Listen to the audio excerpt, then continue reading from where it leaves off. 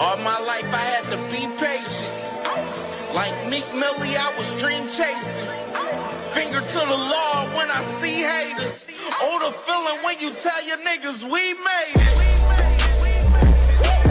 Ooh, baby. Ooh, baby. Ooh, baby. Ooh, baby. It's showtime like Kareem Lakers. I make a masterpiece, scene basic. No Meek Millie, but I'm dream chasing. Took the shortcut like Anita Baker. I want the bright lights that you see in Vegas. I need a big house with like 3 basements. Drop an M on the whip, think I'm speed racing. Don't know if it's the Transformer or the Green Ranger. My nigga Mac got the beat banging. Young nigga selling crack as a teenager. Had fiends playing baseball out here free basing. Had me showing off the rings like a Freemason. My mama gone, but I keep pacing. Trying to keep it all together like I need braces. Family calling when they need favors. When I was broke, they was acting like complete strangers. All my life I had to be patient. Like Meek Millie, I was dream chasing. Finger to the law when I see haters. Oh, the feeling when you tell your niggas we made it. Ooh, baby. Ooh, baby. Ooh, baby. Ooh, baby. Rest in peace, the Nippy was the street savior. Got my credit right now, I need acres. Gotta turn your dirty money into clean paper. Trying to own a franchise without a key player. I go through hoes like I weave laces. Tree blazers, let they mama noodles be flavored. Meat takers that be acting like the D sacred. You bust in, you would think they on their knees praying. Then I slide like a screensaver. When I'm done, make some scrambled eggs, cheese bacon. Then it's on to the next, I ain't a speed dater. Little bitch ain't gon' hear from me till weeks later. I don't see no things changing. Kids still dodging bullets like they seen Matrix. These young niggas really need saving, but OGs won't teach them that the street's dangerous. All my life I had to be patient. Like Meek Millie, I was dream chasing. Finger to the law when I see haters. Oh, the feeling when you tell your niggas we made it. Ooh, baby. Ooh, baby. Yeah, what's good, man. Sorry, but not sorry. Boxing Talk Roundtable Show. You know how we do this shit on these Sundays, man. It's lit. Yeah, man. I'm feeling real good this Sunday, man, for sure, man. Definitely salute to my peoples in the building early. You feel me? And salute to my sister, Jag Queen, motherfucking boxing. Make sure y'all subscribe to my sister, man. She monetized up over there, man. So when y'all over there, she doing her live streams and her videos, man. Hey, send them super chats over there. You feel me? You know what I'm saying? Make sure y'all subscribe to my sister, man, for sure. Yeah. Yes, sir. And my brother Kevin House in the building. That's my dog right there. Salute to you, brothers. You already know the vibes. Yes, sir. Yeah, sis. Yeah, that song right there, that's by my cousin Marco Mozzie, man. My cousin Marco Mozzie. It's called Oh Baby, man. Definitely, man. Definitely had to show my cousin love because he lit on the rapping shit for sure. You know what I mean? And let me go ahead and drop this link. Cause y'all already know, man, we recapping. Let me go ahead and put that graphic up just to show what we doing starting off. This is what we recapping, man. So let me go ahead and put the link in the motherfucking comments. Y'all know what we doing. So link in the comments. Pinned it to the chat. And yeah, man. My homie, one of my homies is blocked on here, my brother Austin, even though I know he's a Devin Haney fan. We know how these Devin Haney fans, they come in there, they be talking some bullshit. We get to cooking them in the comments and shit like that. Woo, woo. Somebody blocked him. Like, somebody blocked him. and I don't know who blocked him. So I'm trying to figure it out. How do I unblock him? So I don't know. I know D want to fuck around and come up here, whatever. So he gotta let me know how to unblock him, cause he put his link in the comments on the show earlier. Cause I was trying to see if I see his comments before I came on, and I didn't see it.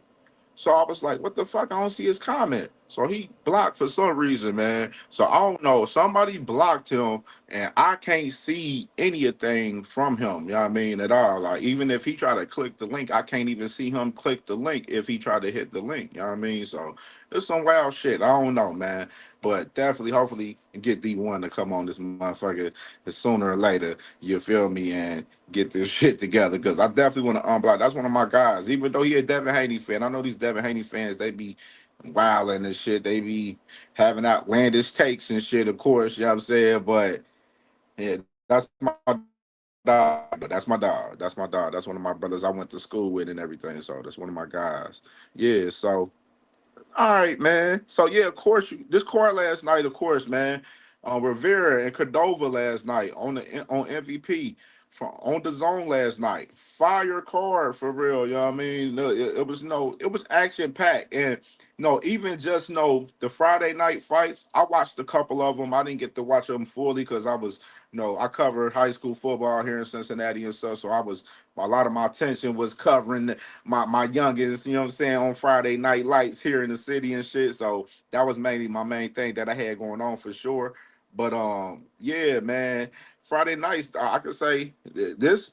Let me show this motherfucking knockout from Friday. Cause this already got the streets going crazy right here with this joint from Friday right here. Can say South style, very much in and out.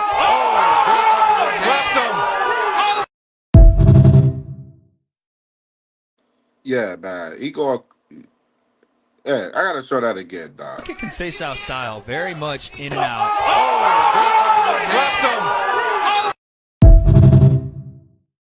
Yeah, that was Pedro da Silva, man. Pedro da Silva, man, from Friday night on the on the Friday night prospect card. Hey, man, everybody calling that the knockout candidate of the year is definitely looking like that for sure.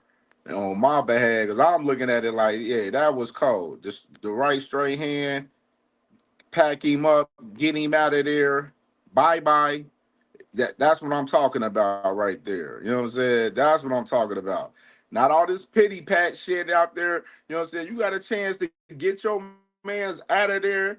Get him out of there. Stop playing around and get him out of there. You know what I mean? Some of these dudes be in there playing in the ring and shit, playing with their food and everything, man. When they got opportunities to get some of these guys out of there, get his ass out of there if you got a chance to get his ass out of there, man. You don't get paid for overtime. You know what I mean? And that's what we seen from Pedro da Silva Friday night, man. Beautiful work from him Friday night, for sure. And let me see what's in the motherfucking building. Crush the legend, my boy. What's good, my dog? Crush the legend, man. Everybody go. Make sure y'all subscribe to my brother Crush the Legend, man.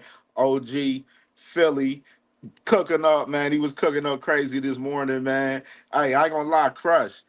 I do want to see you cook BVO in the debate.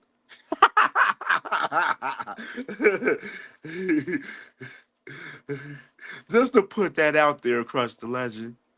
If you decide, it'll be easy work for you to get BVO out of there. Just something to note. Salute to my brother, all things, man. One of the YouTube goats out here, man. Salute to my dog, man. You heard my man. Smash that like button, man. Smash the like button.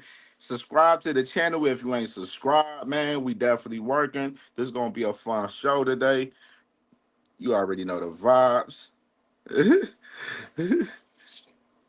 Hey, sis, hey, I like to see some debates. That's all I want to see. You feel me? Like I'm off the debates. I want to see some rack. Cause let's say too easy, bitch, man, young bull. Respectfully, hey, I'm already knowing, OG. You already know. I'm already knowing. Yeah, man. So yeah, Pedro da Silva from Friday night, man. Beautiful knockout from him Friday night.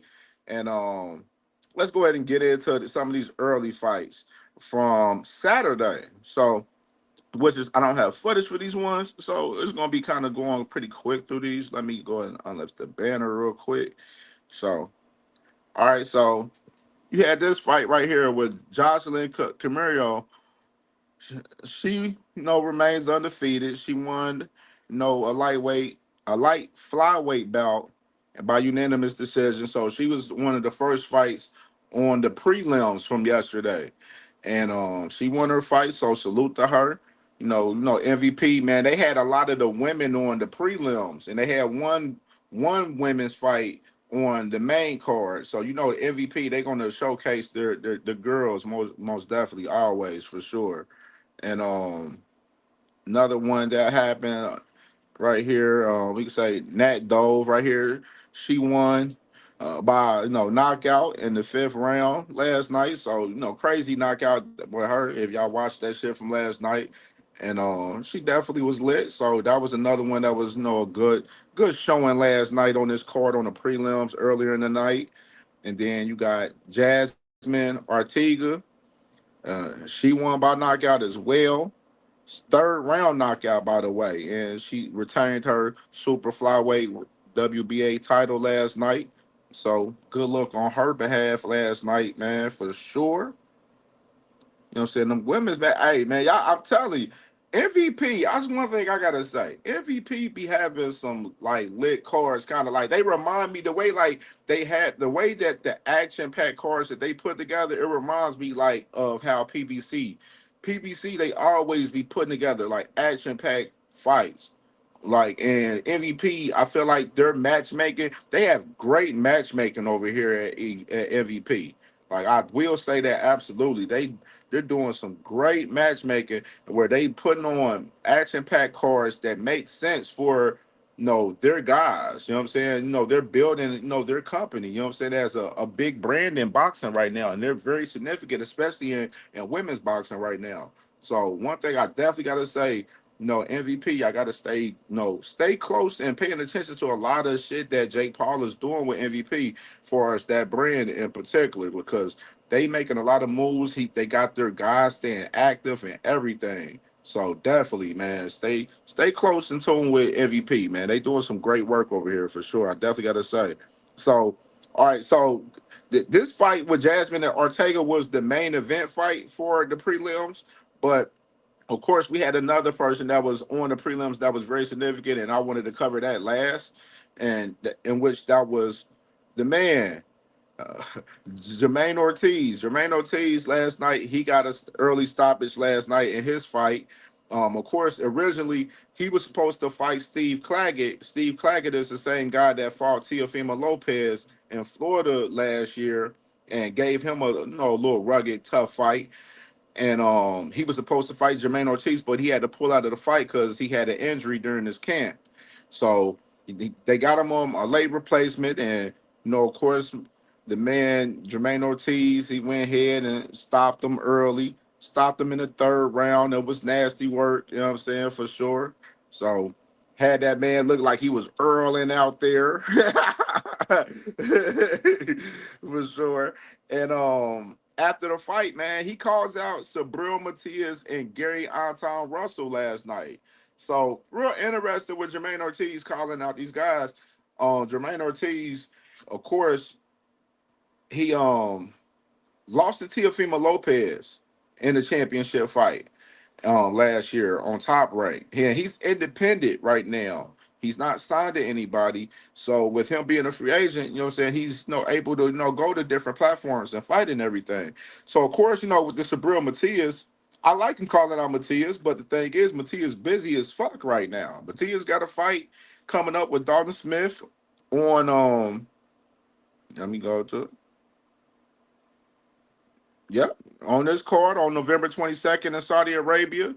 And he's busy right now. And even to add more context to Sabril Matias and Dalton Smith's situation, the winner of that fight probably going to fight Alberto Puello, because Alberto Puello, with Matias beating Puello, Palelo had a rematch clause on that fight, but Dalton Smith took step aside money because he was the mandatory originally for Matias to fight Palelo. So Dalton Smith was in waiting for that fight, and they mandated that fight. And Matias now he's fighting Dalton Smith immediately, and the winner of that fight will most likely end up fighting Alberto Puello next. So, like I said with Sabril Matias, he's busy right now. Like you know what I'm saying, he got shit going on. You know what I'm saying. So that we know that for Jermaine Ortiz, we know that ain't on display. Gary Anton Russell, him in particular. You know, Gary Anton Russell, I know he got the mandatory fight with Andy Hiroka on the horizons, but anything ain't nothing ain't been spoken about for us locked in because you see Gary Anton Russell in the interviews talking about he want to fight the other champions and stuff like that. You know what I mean? So nothing ain't really sold on that shit. So it looks like me personally, I think Gary Anton Russell, like the next op for him would be Andy Hiroka. And hopefully that fight, ends up being on either the fucking Fundora Thurman card or one of these other fourth quarter cards that PBC is going to be having this year. So Gary Anton Russell possibly busy in his defense as far as that. So with Jermaine Ortiz, you just kind of looking at the landscape of like who he could fight. And let me just go through these rankings real quick. Let me go through them. Let me pick them out real quick on the fly. So he's fighting in the 140 pound division, right?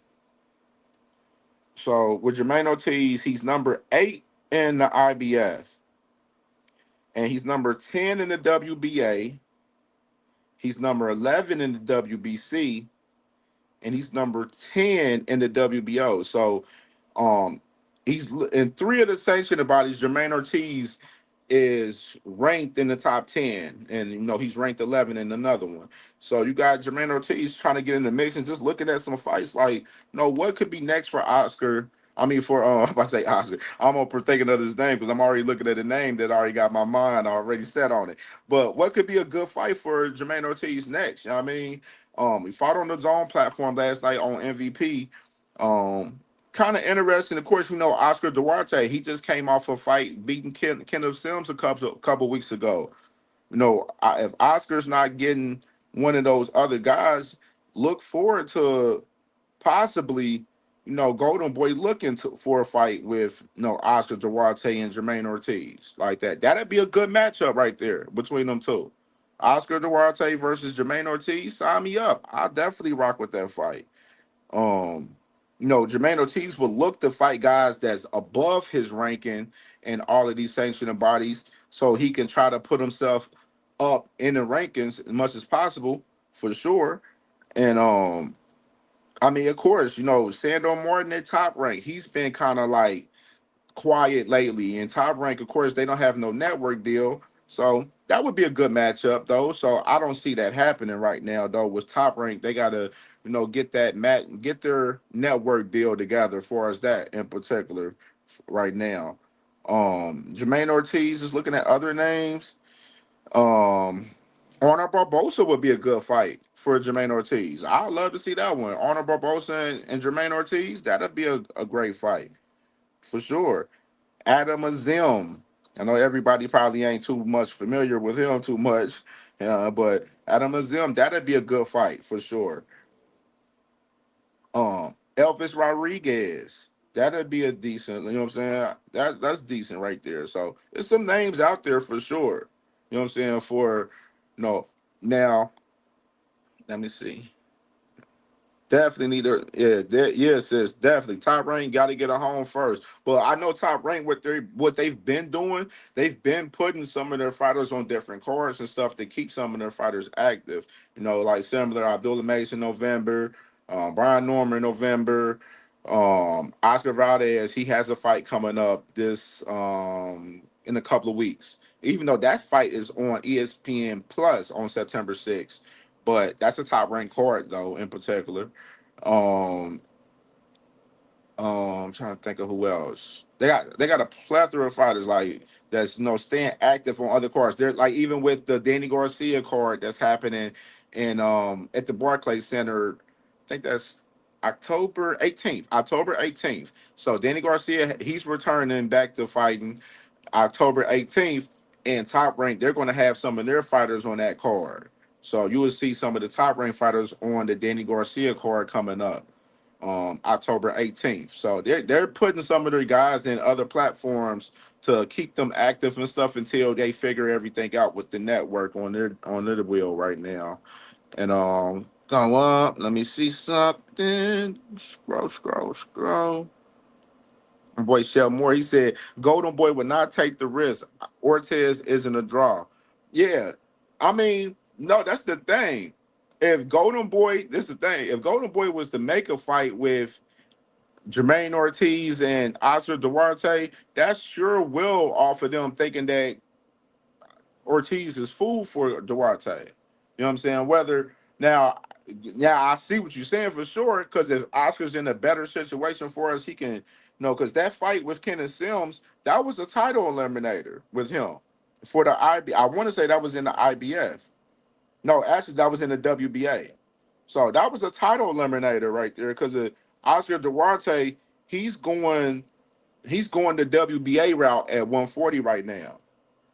And so we got that happening. So with Jermaine Ortiz being at 10, I mean, WBA, Oscar's not going to, I mean, if they're trying to put, this is the thing. You would kind of think if they're trying to push Oscar to fight the winner of Gary Anton Russell's next fight and trying to push for that. But I'm not sure. I'm really not sure. You know what I mean, I think Oscar's going to take an in between fight before he gets another opportunity. And if they're looking for an opponent, Jermaine Ortiz would be a great opponent for Oscar Duarte. You know what I'm saying? But he is high risk, low reward for some of these guys, and this is what Sheldon Moore is talking about for sure. And I see that in that particular for us, that fight probably not happening if they're just trying to see if they think no, Ortiz is sweet. If he ain't, if they think Ortiz ain't sweet, but they may think Ortiz sweet and think because they like Oscar Duarte. They're putting money behind him. Having a main event on some of their Golden Boy events and everything, and they're pushing them. They pushing them fight Ryan Garcia. So definitely something to look into for us that for sure. But that's a good matchup. I like Oscar Duarte versus Jermaine Ortiz. That'll be a fire ass matchup to me. Sis says, isn't Barbosa fighting Frank? I'm not sure. It's been no news on that because originally they was trying to put together the Golden Boy PBC card, but I think a lot of that shit kind of got on hold once they put together Fundora Thurman because originally it was gonna be Virgil and Thurman, but Thurman he didn't want to fight Virgil and he wanted to fight for a media title, which he's getting that title shot with Fundora. So the PBC Golden Boy card seems like it's kind of on hold right now. And I'm wondering if they will still keep this matchup and put this matchup on the card because I still like this matchup. I like this matchup for Frank Martin with Arnold Barbosa Jr. better than the original fight that they was going to do with Frank Martin with Rancis Bartholomew.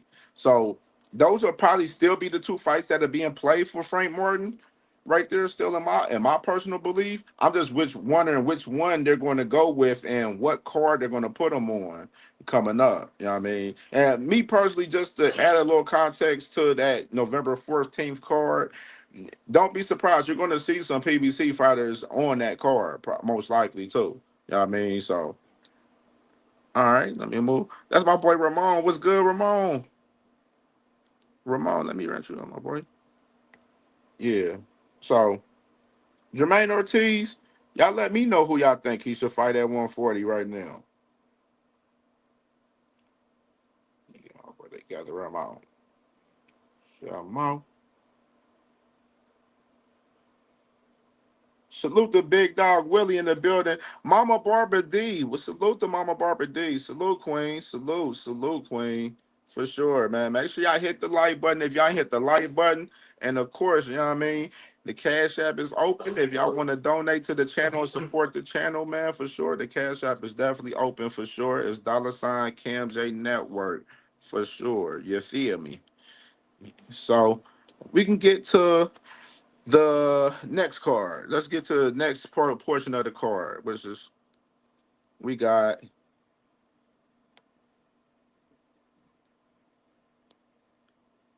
the Arvilla fight. So I didn't get that. Dang, I didn't have that content on there. Damn, I must have forgot. All right, so the starting off in the fight was for the main card was Avila and Perez, and that it was a cool fight to start the night off with on the main card. And Perez he won that fight by decision last night. It was a cool card, a cool little fight. It wasn't nothing crazy spectacular. I'll just go ahead and say that in particular on my behalf. You know what I mean? So just to cover it.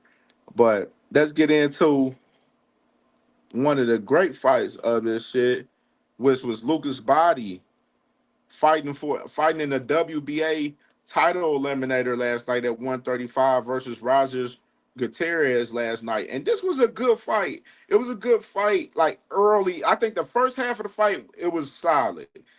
Body, he was doing some good work. No, it was a real nice match of back and forth between both guys last night. So it was definitely a good scrap from him in the first half, and then you had this. You had the right hand. That boy Lucas Body was going crazy with that straight right hand and was catching Gutierrez in spots. But Gutierrez was having some good counters and stuff, and he was taking some of those Lucas Body shots. But let me play this from last night and pull it up. Wrong one. Former champ was late to the party, but he had the last one late in the round. Good time. His legs are out too. He is in big trouble on wobbly legs. Where does that come from? One thing about Body, he's boxing, but he's always setting that trap. And Gutierrez walked right into it. What a right hand. Wow.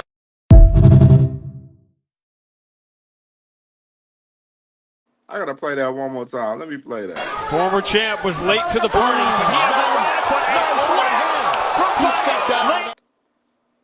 Former champ was late to the party, but he had the last one late in the round. Good time. His legs are out too. He is in big trouble on wobbly legs. Where does that come from? One thing about Body, he's boxing, but he's always setting that trap. And Gutierrez walked right into it. What a right hand. Wow. Yeah, man. So yeah, that was a great knockdown from Body. And this what frustrated me in this fight though. After the knockdown, bruh, I felt like the man Body, like the bell rung after the knockdown. So he got saved from the stoppage right there before the bell, and then go into the next round. I was no Body did some great work, but I felt like he ain't pressed the gas after that. He had him hurt, he had him hurt even in that following round, and he didn't press the gas enough. And then you just see from those next rounds leading up to the 12th to the end, it was just like Body. It was just both of them just being safe on. I don't know. It was weird, bro. It was some real weird shit. Like Body didn't press the gas to stop him. He had opportunities to stop him in that later half of that fight, and he didn't take upon those opportunities. Which I was still like, damn, Body, you could have stopped dude for real. You clipped his ass and had him hurt last night, but you ain't pressed the gas after the issue, man. So I was kind of salty about that. And then kind of, it was a good performance from Body, but it just made me look at him like he ain't him. He ain't one of those guys like at 135 that is gonna spark shit up there for real. I mean, he's a cool little fighter, but he ain't one of those guys that's gonna spark that division up. You know what I mean? Like he definitely got some punching power, but skill wise, he don't do nothing for me skill wise for real. Hey, the link in the comments too if y'all want to come up, man. So yeah, like Lucas Body, he didn't really do anything for me last night to hold on, give me a second.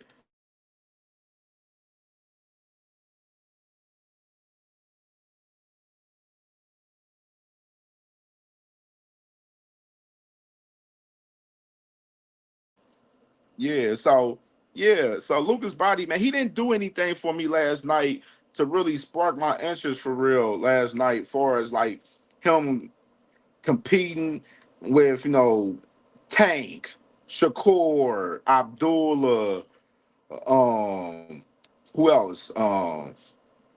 Raymond Muratalo. Like he didn't do anything for me to to feel that for real. You know what I mean? Last night in that fight. So I mean, but it was a good performance from Lucas Body. He got the win, and salute to him. He he moves on. That was a WBA title eliminator, like I said. So I wonder.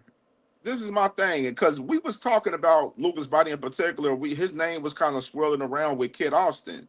And of course, Kid Austin, he has a fight coming up November 8th. He's gonna be fighting on that Virgil Ortiz Lubin card that's happening.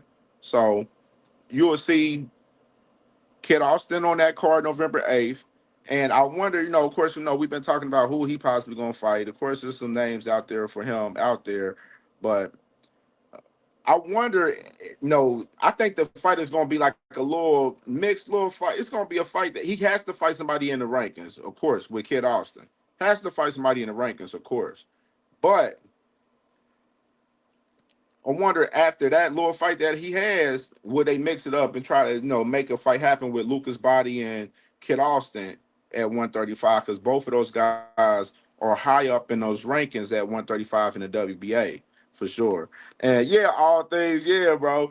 What's it called? He did call out Tank last night. He told Jake, don't hurt Tank too much in the fight and everything, because he want to get a piece of him, because he want that title and everything. You know what I mean? So he made a little joke about that shit. But yeah, Lucas Body's in position to, be a mandatory possibly for Tank Davis for sure, let alone with Kid Austin. So definitely interesting with that scenery for sure. Let me go ahead. Let me see who up in the building. Hey, and salute to Mama Barbara D for the $5 banger and the Cash App. Appreciate you, Mama Barbara D, for sure. Always salute to her. Salute to her. Blessings, blessings, much blessings from her. And let's look to my brother, Uncle Cass Sports in the building. Hey, make sure y'all subscribe to Cass Sports, the box historian.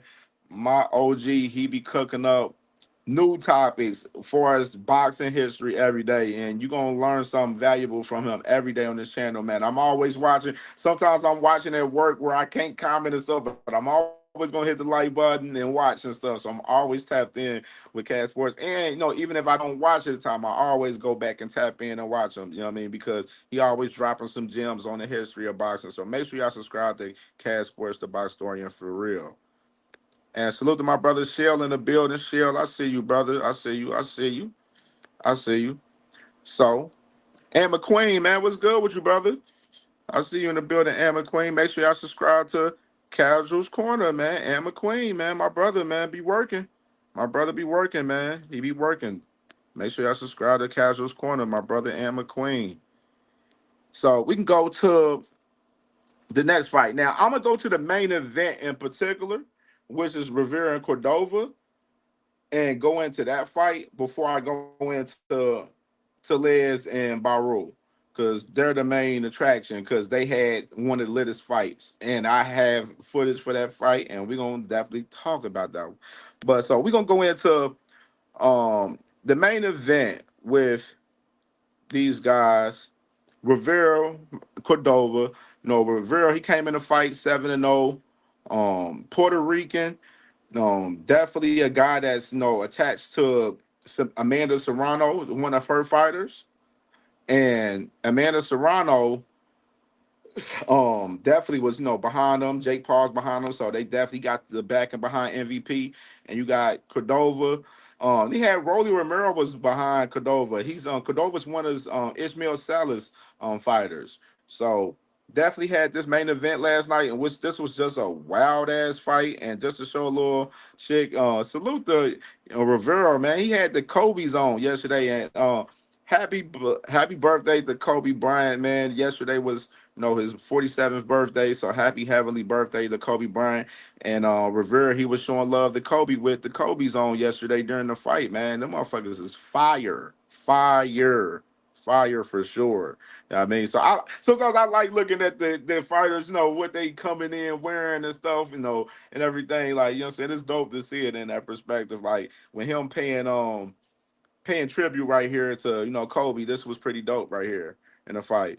And if you was looking at this fight, man, this fight with Cordova and Rivera was just a crazy ass fight. The man Rivera then slung Cordova to the ground multiple times. Cordova was just punching all over the place, just wow, like nonstop too.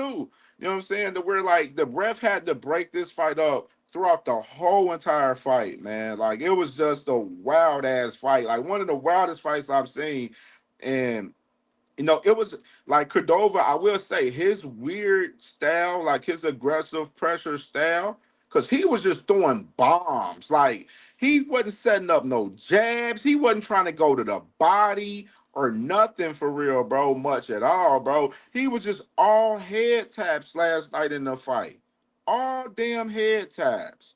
And this shit be wild where I'm just like, this man Rivera couldn't really get in his groove, at certain moments and stuff because of this guy was, trying to, be aggressive and punch wild, and then try to when Rivera did catch him with shots, he trying to hold Rivera last night, which was just a weird showing last night from Cordova, bro. Like, and he did. They head butted each other to where they kept checking out Rivera's eye last night, and he that his eye was bloodied up. But then Rivera did catch a knockdown in this fight last night, which was a clean knockdown to me personally. Crazy picture right there. And this fight ended up being a draw, which I was like, no, dog, this was not no damn draw, bro. This wasn't no draw last night. This wasn't. I thought Rivera won that fight clear to me. He had the more accurate, clear shots last night in the fight. And I ain't look at, I usually pull up the punch stats, but I ain't pull them up for this fight in particular, though. Because I don't care. This shouldn't have been a damn draw. This shouldn't have been a draw. I thought Rivera did the better work, man. Cordova was swinging for the fence, and he was missing hella damn punches. Hold on, I gotta pull up the punch stats now since we talking about it. Fuck that. It was one of the wildest, weird fights I've seen ever, for real. I ain't gonna lie, like it was weird as hell. Let me say so. T said, I kind of like okay. I'm kind of like, okay, Cordova is getting the decision. Like, yeah, I'm like, no, man. Cordova didn't do enough at all, bro. That's why I got to pull up these punch stats. Because I'm like, bro, ain't no damn way. I seen Cordova miss like 300 punches last night. I know for sure I did. Like, I know I ain't motherfucking purple. Cordova. Punch stats.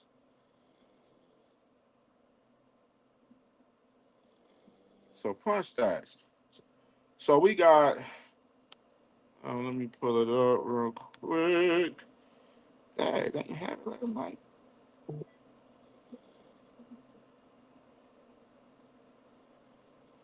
So let me see. So we got it.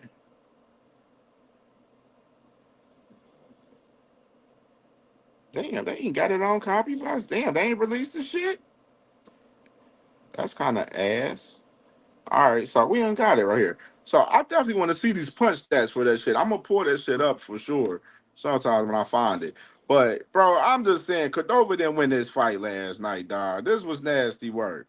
This was definitely nasty work right there. And salute to my dog Rick Timms in the building, man. Salute to you, brother. Salute to you. And let's get to the main fight at hand, man, with these guys, bro. This fight was amazing last night between Yoenis Tellez versus Abass Baraou. You know what I'm saying? This fight just was everything last night. This was boxing right here. These guys last night laid it all on the line. Like they laid it all on the line last night, man. And definitely I give it up to these guys. I did not expect this fight to be this much of an action-packed fight as it was last night, and it was insane last night, man, for sure. Let me let my boys on ring walk at my crazy. So what's good, fellas? What's good, man? So course, we got this crazy fight last night, man. Crazy fight. Yoenis Tellez, Abass Baraou. It was for the WBA interim 154-pound title last night, and which it had, very implications for us. This fight, the winner of this fight, possibly fighting um Boots Ennis versus Lima coming up in October 12th, October 11th. So you got that fight coming up. And I heard Bozy was in the building. I don't know if he was in the building last night, but I heard he was in the building for the fights Friday. So I wouldn't be sure. Well, I'm pretty sure he probably was for that too, maybe. But let me get to some of this action, man, a little bit from this fight, man, from last night. Because this shit was lit last night, man, for sure.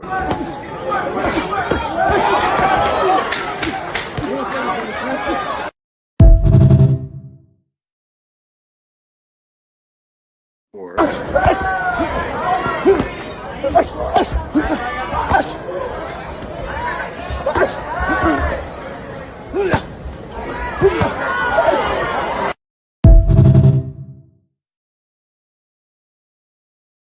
and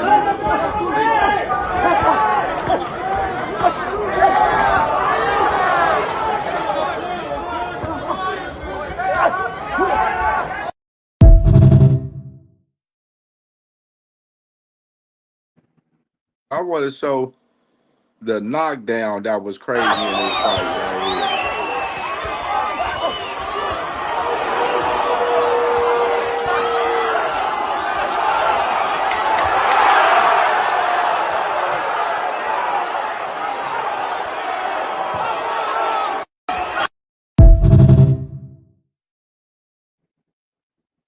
Man, bro, this fight was everything last night, man.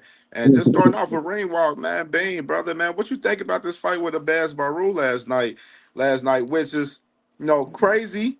They was already starting to call this one of the fights of the year last night, and last night, of course, and the new Abass Baraou wins last night by by the unanimous decision. Let me add that by unanimous decision, capturing the 154-pound WBA interim title last night, which shocked the world in a big upset last night because a lot of people thought Tellez was gonna win, even including myself. So, like I said, I ain't crazy to be wrong about something at all. You know what I mean? So, what you think about this fight last night, Bean?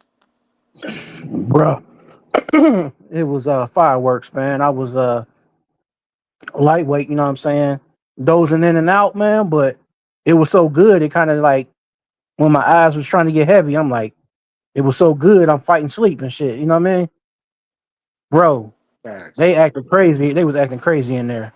And then they both kind of like going to the body on each other and shit and mixing it up, you know what I'm saying? Upstairs, downstairs. Man, that was a fight. That's a classic fight. You know what I'm saying? Absolutely. That's the type of fight that, I wasn't so privy to either guy, but that's what makes boxing great, man. I'm always learning something every time I cut on a match. I'm like, man, who are these guys? You know what I mean? So now I gotta lock them in and follow them on their social media because these dudes weren't playing, bro. Man. Sheldon Moore, since you made this comment, man, what's your take on this fight, brother?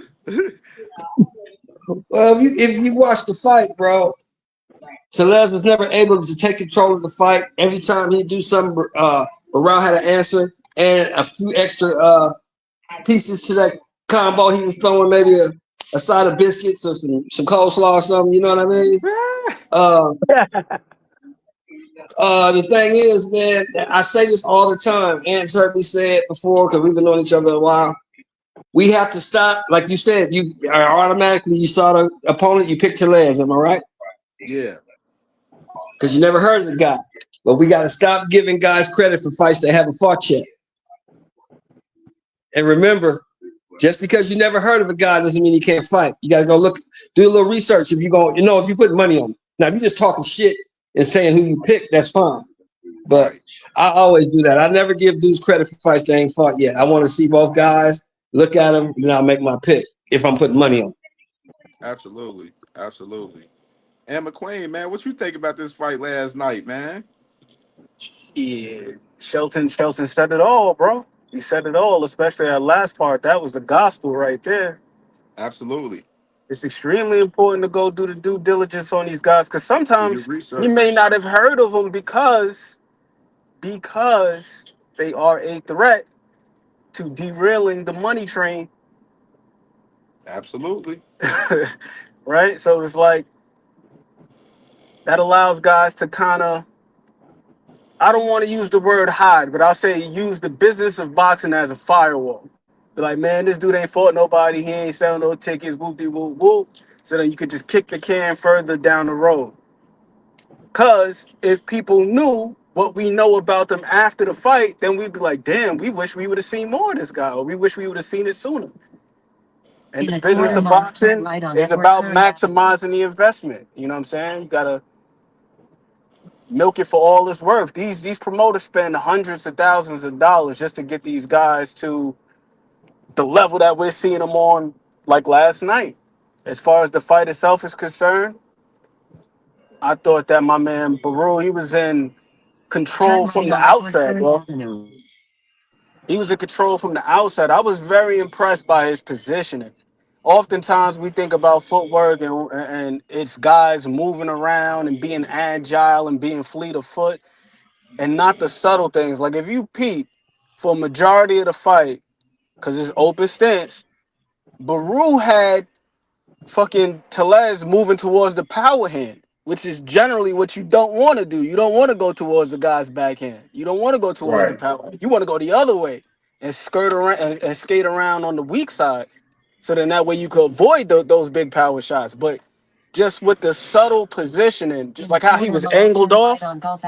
Oh, pardon me, that's the GPS. The way he had him, the way he was angling him, yo, this dude had him going where he wanted to go the whole damn night. He was like a sheep herder, like wrangling the sheep. I thought that shit was brilliant, man. And then the not only the pressure, but he was also letting his hands go when he got there too. Because how often do we see guys follow somebody around and they appear to be applying pressure, but they just follow him around? He was able to Right. cut the ring off, position him where he wanted to. Then he was letting his hands go when he was in position. I thought Baraou was fantastic. Tellez has nothing to hang his head about, but shit, he was out there getting outworked, outpaced, controlled, and regulated for a majority of the fight. And then the knockdown was just the culmination of that.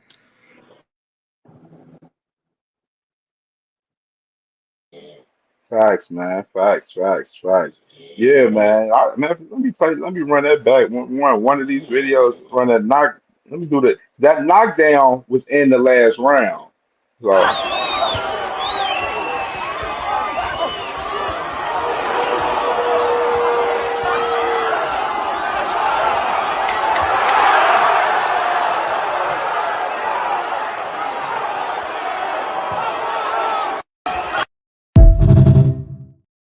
man, bro, that shit was crazy last night.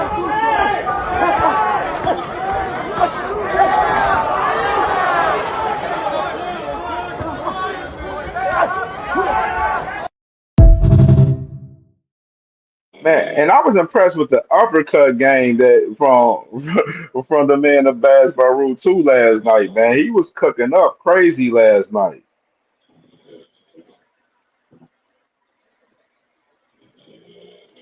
Bean, Yep. yeah. What you think about the work that Abass was doing last night, man? Just putting Oh, hands all over, just smothering his punches and everything. He was making it a rugged fight for Tellez. And I feel like Tellez, he had opportunities where he could have fought a little bit more on the outside. Like he chose to fight on the inside several times with this guy last night, and he was trying to defend and play the ropes a little bit too with him, which I thought that was stupid in the fight for Tellez too last night because that man the Abass was just picking him apart when he had him leaning on the ropes in that fight last night. Now, how you pronounce his name again? With the B? Abass Baraou. Baraou. Yeah, man, he was working, man. His pace was pretty much consistent throughout the fight, man. And when they got in those trenches, man, and close, them uppercuts, like you said, them uppercuts was off the chain, man. He was slipping them in there so pretty, man. Um, yeah, that's definitely a fight I need to go watch again. Fights like that, I like to go watch them back because it was definitely action and definitely worth it. Abass Baraou, dude, nice. And on another note, fellas, maybe he exposed some things that Tellez needs to work on. Because, we say this all the time, man. When you just blowing everybody out, you really don't learn too much. Yeah, Yeah, but I bro. think that's stuff that you got to work on. That got to be ironed out in the gym. Yeah. I think that's But the see, other part now of he it has too. a reason to work on it because what I'm saying is it was times in that fight, like you just said, when Tellez could have made an adjustment and he didn't know what adjustment to make. He couldn't because he'd never been in that situation before. Now you've been in that situation before and you see on film, you can watch the fight and see what happened. Now you can learn in the gym to make the adjustments you need to make to combat whatever Baraou was doing. Because whatever Baraou was doing last night, let's be honest, fellas, he had no answer for it. He had no answer for it. 1000% Shelton. He was beating him from Absolutely. from the outside, mid range, inside, positioning, the angles. He was framing him on the inside. I said, God damn, like this dude, this dude Barreau, man, like he had everything working for him. And it wasn't just one thing either. It wasn't like he was just a complete one-trick pony in there. He was showing like multiple wrinkles last night. There was a moment where he circled around the ring, right? Like he just circled around where he just gave him a break, where he alleviated the pressure. He just eased up just a little bit. He circled around, came back, stopped on the dime, and fired a left hook on him. I said, damn. It's like there's no area in the ring where Tellez is getting any consistent wins. Like none. Facts.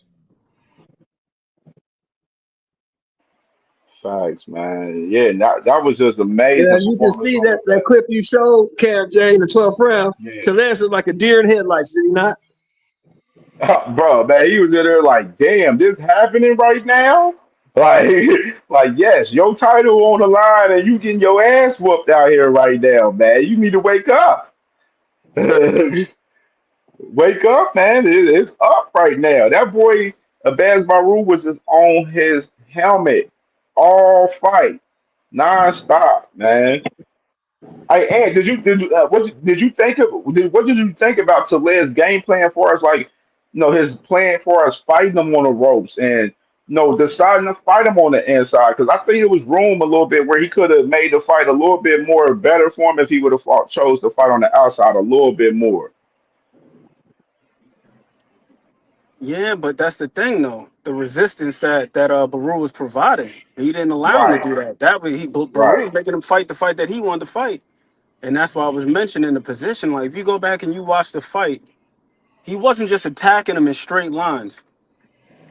He was like placing himself on a slight angle. So it's like if you want to try to go out weak side, I got a left hook waiting for you. So then naturally the guy's gonna choose the path of least resistance, which is to go the other way. But it's like if you go the other way, then I got the right hand waiting for you. And I'm gonna consistently position myself to make you go where I want you to go. And the shit was just like it's just brilliant, man. You like seldom do you see fighters apply that type of pressure nowadays. Nowadays, you see a lot of guys just follow guys around. And there's a difference between walking somebody down and cutting the ring off. Cutting the ring off is not always a matter of being reactive to them, but being more proactive and being more deliberate and meticulous with the positioning and making the guy go, influencing them, shading them. Just like in basketball, right? Like, you know, somebody don't got a left hand. What do? You don't square up. You get a little bit more bladed. Shade them the direction you want them to go in. Yeah, absolutely. I agree with you 100%, bro. He definitely made it hard for Tellez because once them shots start rolling, Tellez ain't had no choice but to fight. To fight, Baru's fight, like you said, for sure, bro.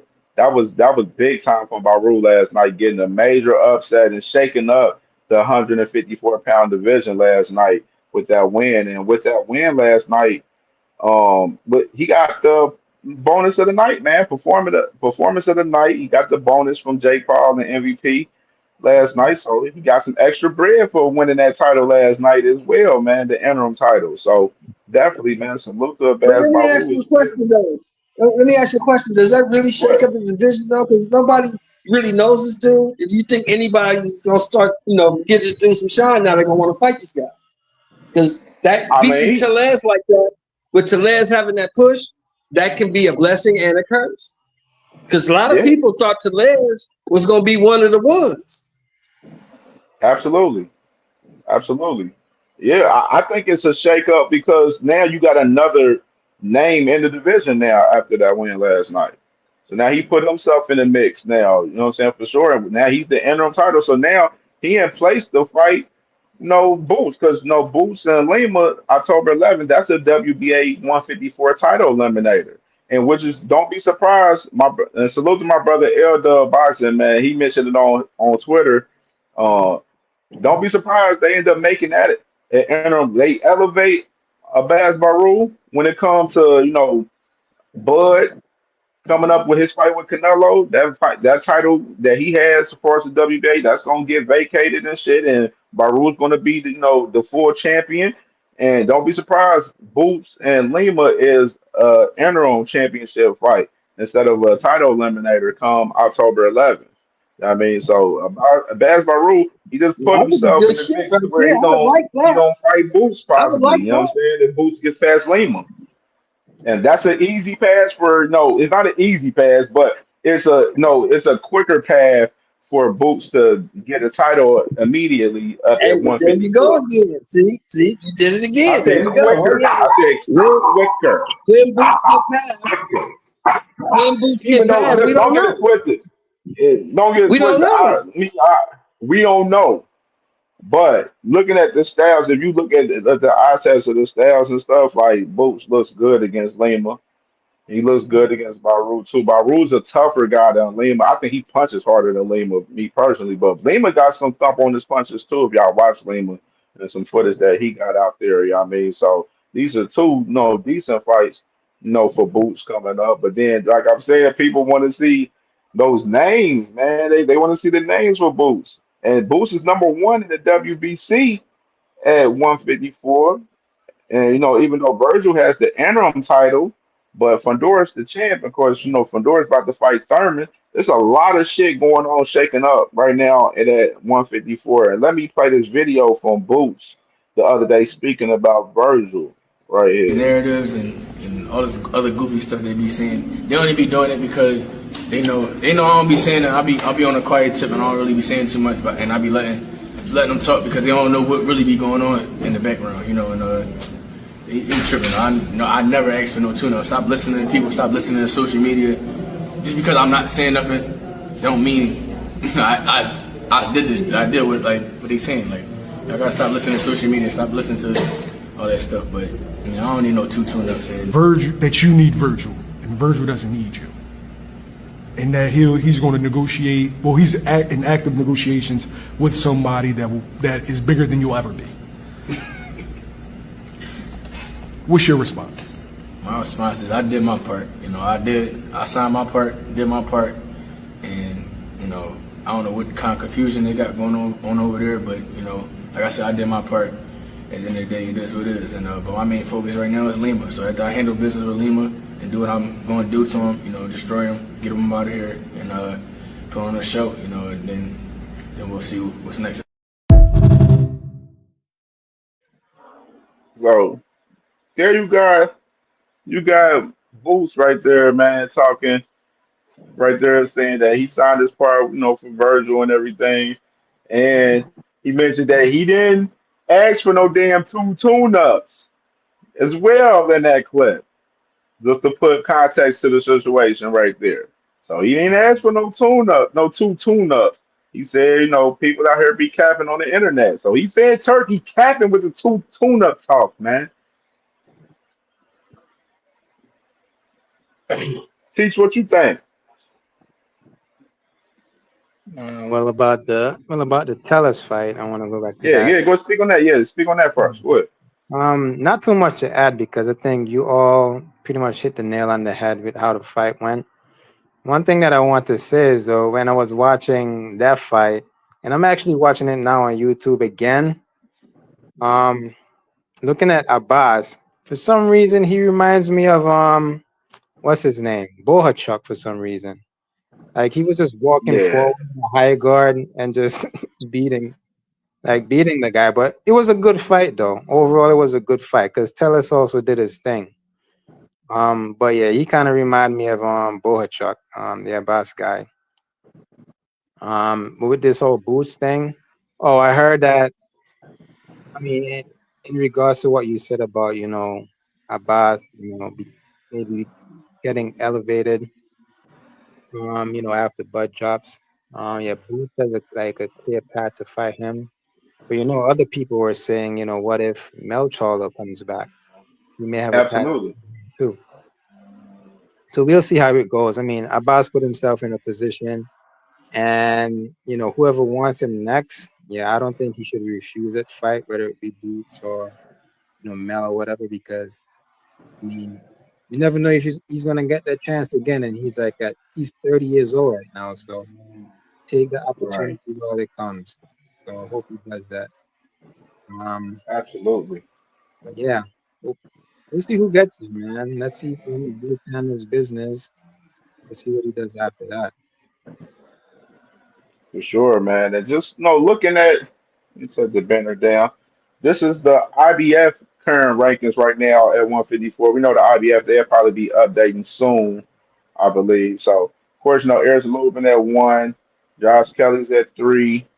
Then you got Josh Kelly right now. He's in the process now. He's ordered to fight Bakram now in the IBF now. Of course, Colin Wash. He's about to fight Fernando Vargas Jr. on the Canelo and Bud card. Serhii Boychuk. He's about to fight in a rematch with Brandon Adams on the Canelo Bud prelims, which is, I think they're their main event for the prelims. Of course, you got Conor Ben. He's about to fight Chris Eubank Jr. at 160 for November 15th. You got that going. Then Jesus Ramos, he's at 160 now, moving up to fight Shane Mosley for the WBC interim title. To add a little context with Jesus Ramos too with that situation. Um, I no, and salute to my brother LW. He definitely mentioned this before, and then I thought about this too because of the whole conversation with Adamas. All of the conversation with Adamas was with him fighting Janet back in a unification fight. But now you got guys like McKenna, he's calling out Janet back now and stuff. So it looks like Top Rank's probably going to move on. And of course, Janet Beck was calling out Adonis for so long. The last month, was calling his name. This and that. Like, what's up with you? I want to fight. You a coward. Sign the contract. Carlos Adamas from Janet Beck on Twitter the last month and a half, damn near. And Adamas, only words we was hearing from Adamas was Hamza Saraj. And we know Hamza Saraj, he's at 168 right now. So with that being said, I'm hearing that Adamas is going to end up making a move eventually to 168 and possibly try to go up and challenge one of the guys up there at PBC like a Plan or a Charlo up there to start off at 168. Jamal Charlo, by the way. Let me add that into context. But that with the situation going back to Jesus Ramos fighting for that WBC interim title, he will become, in a situation where it'll probably be a full champion title fight. You know what I'm saying? If Adamas ends up vacating and moving up to 168, officially. So, little context with that. Keith Thurman, of course, he has a fight coming up with Fundora October 25th. Usman Lima. He's fighting Boots, of course. Arthur Holmes. He just came off a loss to Lubin earlier this year on Pro Box TV. And this is the WBC rankings right here at 154, which is it's a lot of name. It's some crazy names at 154, bro. It's some good names. It's like the most deep division. You see, of course, Boots Ennis, he's number one in the WBC. You got Serhii Boychuk, number two. Of course, Serhii Boychuk coming off when he fought Virgil Ortiz, which that was a good fight right there. Which is, they were trying to get that fight back going, but now, of course, you got Virgil Ortiz. But him being the interim champion in the WBC at 154, he he's about to fight Erison Lubin now, of course, November 8th, and he's going to defend his title in Dallas in his hometown. So you got that going on. Of course, you got Bakari Samaki right there, number 4. Um, got Colin Wash at 5. Israel Majimov at 7. Israel Majimov is kind of like on hold off a little bit, coming off an injury from the fight from Virgil. Of course, you got Keith Thurman at 8. Usman Lima back at 9. On this. Harrison Lubin at 10. Tim Zoo at 11. Jorge Garcia Perez at 12.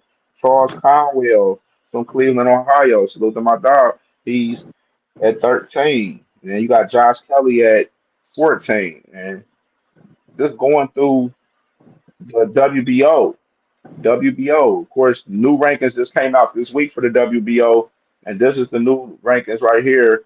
You got, of course, Xander Zayas. He's the new champion in the WBO now, just grabbing that vacant title from that was up in the fight with Jorge Garcia Perez and recent timing. And you got Josh Kelly number 1. You got Bruce Ennis number 2. Erison Lubin at 3.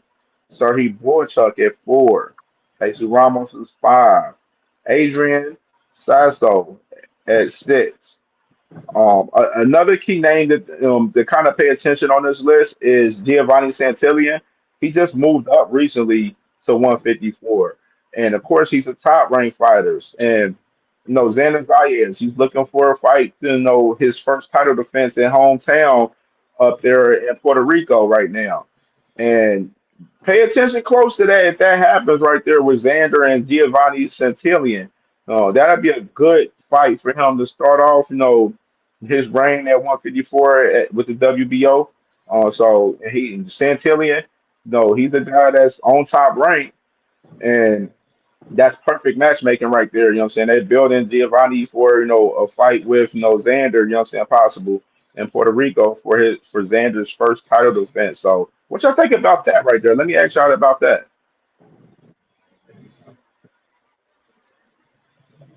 About the rankings. Yeah, what you think about Xander? Possible with Giovanni Santillan, possible. Hey, make it happen. I think it could be a solid fight. I really like Absolutely. this fight with what's my man's name? Alexis Rocha. Yeah, If he could put forth that type of performance, I'd like to see it. Xander, he's on a nice run right now. I thought that the fight before this, the last one, who I think was it Spoma. That one was a pretty understated victory because Spoma's a pretty good guy, pretty good fighter. This last one, I really like his footwork, so I think it's a nice style clash. Again, you got a guy who's what people would consider to be a pure boxer right. versus a come forward type of guy. Let's see if he could give Xander some resistance. Like Santillan's no bum, he's no scrub. So Facts. in the top rank, they can make it happen. I say why not? Absolutely. What you think, Bean? Shoot, I'm gonna give it 100, fam. I know a little bit about Zayas, and I don't know much about the other guy. So Absolutely, absolutely, yeah, definitely something that I would have to look forward to or do some research on him or absolutely. whatever. Teach what you think. I mean, I think it's a good fight. Um, If that's his first fight moving to 54, I mean, I think Xander has this. But yeah, good fight nonetheless. I mean, I would watch it. Absolutely. Yeah, man. I think this would definitely be a good look for sure, man, for Xander in the first fight, because I know they looking for the opponent after, the whole little fallout happened with Xander and Virgil, which is, I knew that fight wasn't going to happen, man, because Top Rank, like I said before, they don't move that way when they get a guy that's, they're trying to, move as a champion and everything. With Xander just got that title just now, and with him just now getting that title, they're gonna want that man to get a couple of wins under his belt and stuff, and then try to see if they can get one of those big money fights for him eventually. You know what I mean? But they definitely want to get him some rec and build him a lot more into a star because of course he's Puerto Rican. He got New York on deck, he got Puerto Rico on deck. So they're gonna definitely move him in a way to where they can get to the bag with him for sure. And also, in the event that he loses, it would behoove them to have him lose to one of their guys in house. It's a maybe a loss for Xander, but it's a win-win for them. Absolutely. Absolutely. This is part of the business. These are things that some boxing fans don't see in the game too, right there. And I'm glad that you definitely put that in context right there. Take that L, and then if he were to take that L to Santillan, then they just pivot to him and push him, and then maybe even look to make a rematch happen. Absolutely. Absolutely.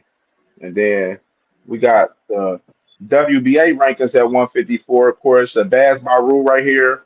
He's of course now he's the interim champion now. And of course, Bo Sanders is at 2 in the WBA. And then, you got other guys, other notable names, of course, Jesus Ramos still up there, but I already mentioned that, he's moving up to 160 now. Israel Majimov at 7. Usman Malama at 10 right there. So you got a lot of these guys right here, and which is, Boots is taking the WBA route, which is, he's at 2 with the Bass being the interim champion. That puts, like I said, Abass is in position to be full champion now in the WBA with Bud, moving up to 168 in this fight with Canelo, and Abass going to be full champion. Like I said, Boots and Lima possibly going to be an interim title fight instead of a WBA title eliminator, man. So what y'all think about that a little bit in depth? I'm excited to see that fight. I think it would be a better fight than previously anticipated because I see some things in Baru to where he could give Boots a good challenge. I don't know if he wins that fight. It still remains to be seen how he looks at 154. He was alluding to the pop being a little bit different after the Karen rematch at 154. And we've heard about him being depleted, which I wouldn't be surprised if that were the case because he's no small dude. And looking at him right now, he's looking pretty lean, but he still looks big at the same time. So it's like, where the hell is that weight that he's cutting? Where's that going from? You know what I mean? Like, how much water does he have on his body? Or how much fat does he have to cut? But with that being the case, I just think that stylistically, Baru, he's pretty crafty with his footwork. I really like this positioning last night, just to reiterate that. And I think that attribute in particular, because Boots doesn't have bad feet at all. He doesn't have bad feet. But I will say, after rewatching both of the Karen fights, I felt like his feet weren't as educated. Not that he can't do certain things or he's incapable of doing things, but just his habits with his feet. Like I noticed, like in particular, like when he's southpaw, his punch selection, his technique reaches quite a bit with his backhand in particular. Like when he's southpaw, a little bit susceptible to angles and being turned. It was like one moment in the rematch with Karen. It's in the 11th round. All he did was just like a simple little step over, right hand, step back over the other direction, right hand. He had Boots for like 4 consecutive right hands. And for me, it's not so much a matter of him getting hit in the fight. That's gonna happen. It's a fight. Everybody gets hit. It's a fight. But I'm just looking at like, okay, generally most guys aren't able to get certain shots off on him like that. Like you don't really see him get hit with combinations, especially not the same hand in succession in the same sequence. So I'm just looking at the way that this dude was able to like outmaneuver him in spots and walk him into shots. It was a consistent thing, but it was primarily when he was southpaw. So I see that Baraou, he's got the capability of being crafty with his footwork to make this an interesting fight if it were to occur. Yeah, what you think, Teach?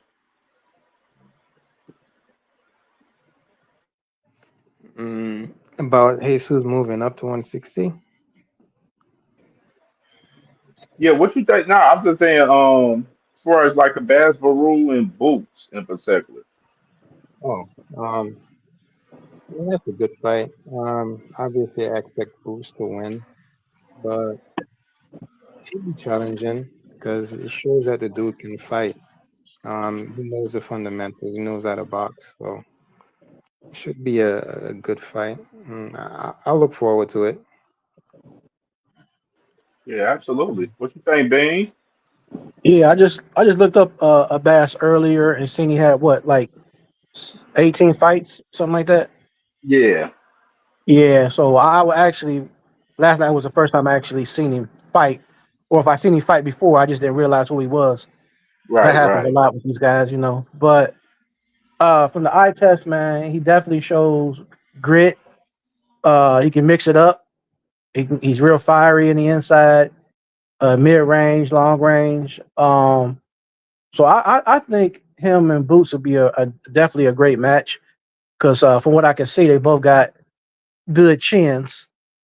Um, Now Boots, you know, he's a switch hitter, so that might be one of those cards he may want to use. You know what I mean, in his favor, to kind of throw him off, throw off the rhythm and stuff like that. But ultimately, I would say Boots probably would win, most likely. But in all fairness, I would go back and watch maybe another fight or two that Abass had prior to this one to kind of get more of a, you know what I mean, Get a concept. more feel for him. Yeah, Yeah, feel on for dude him. or whatever before I make the final judgment. Yeah, Um, absolutely.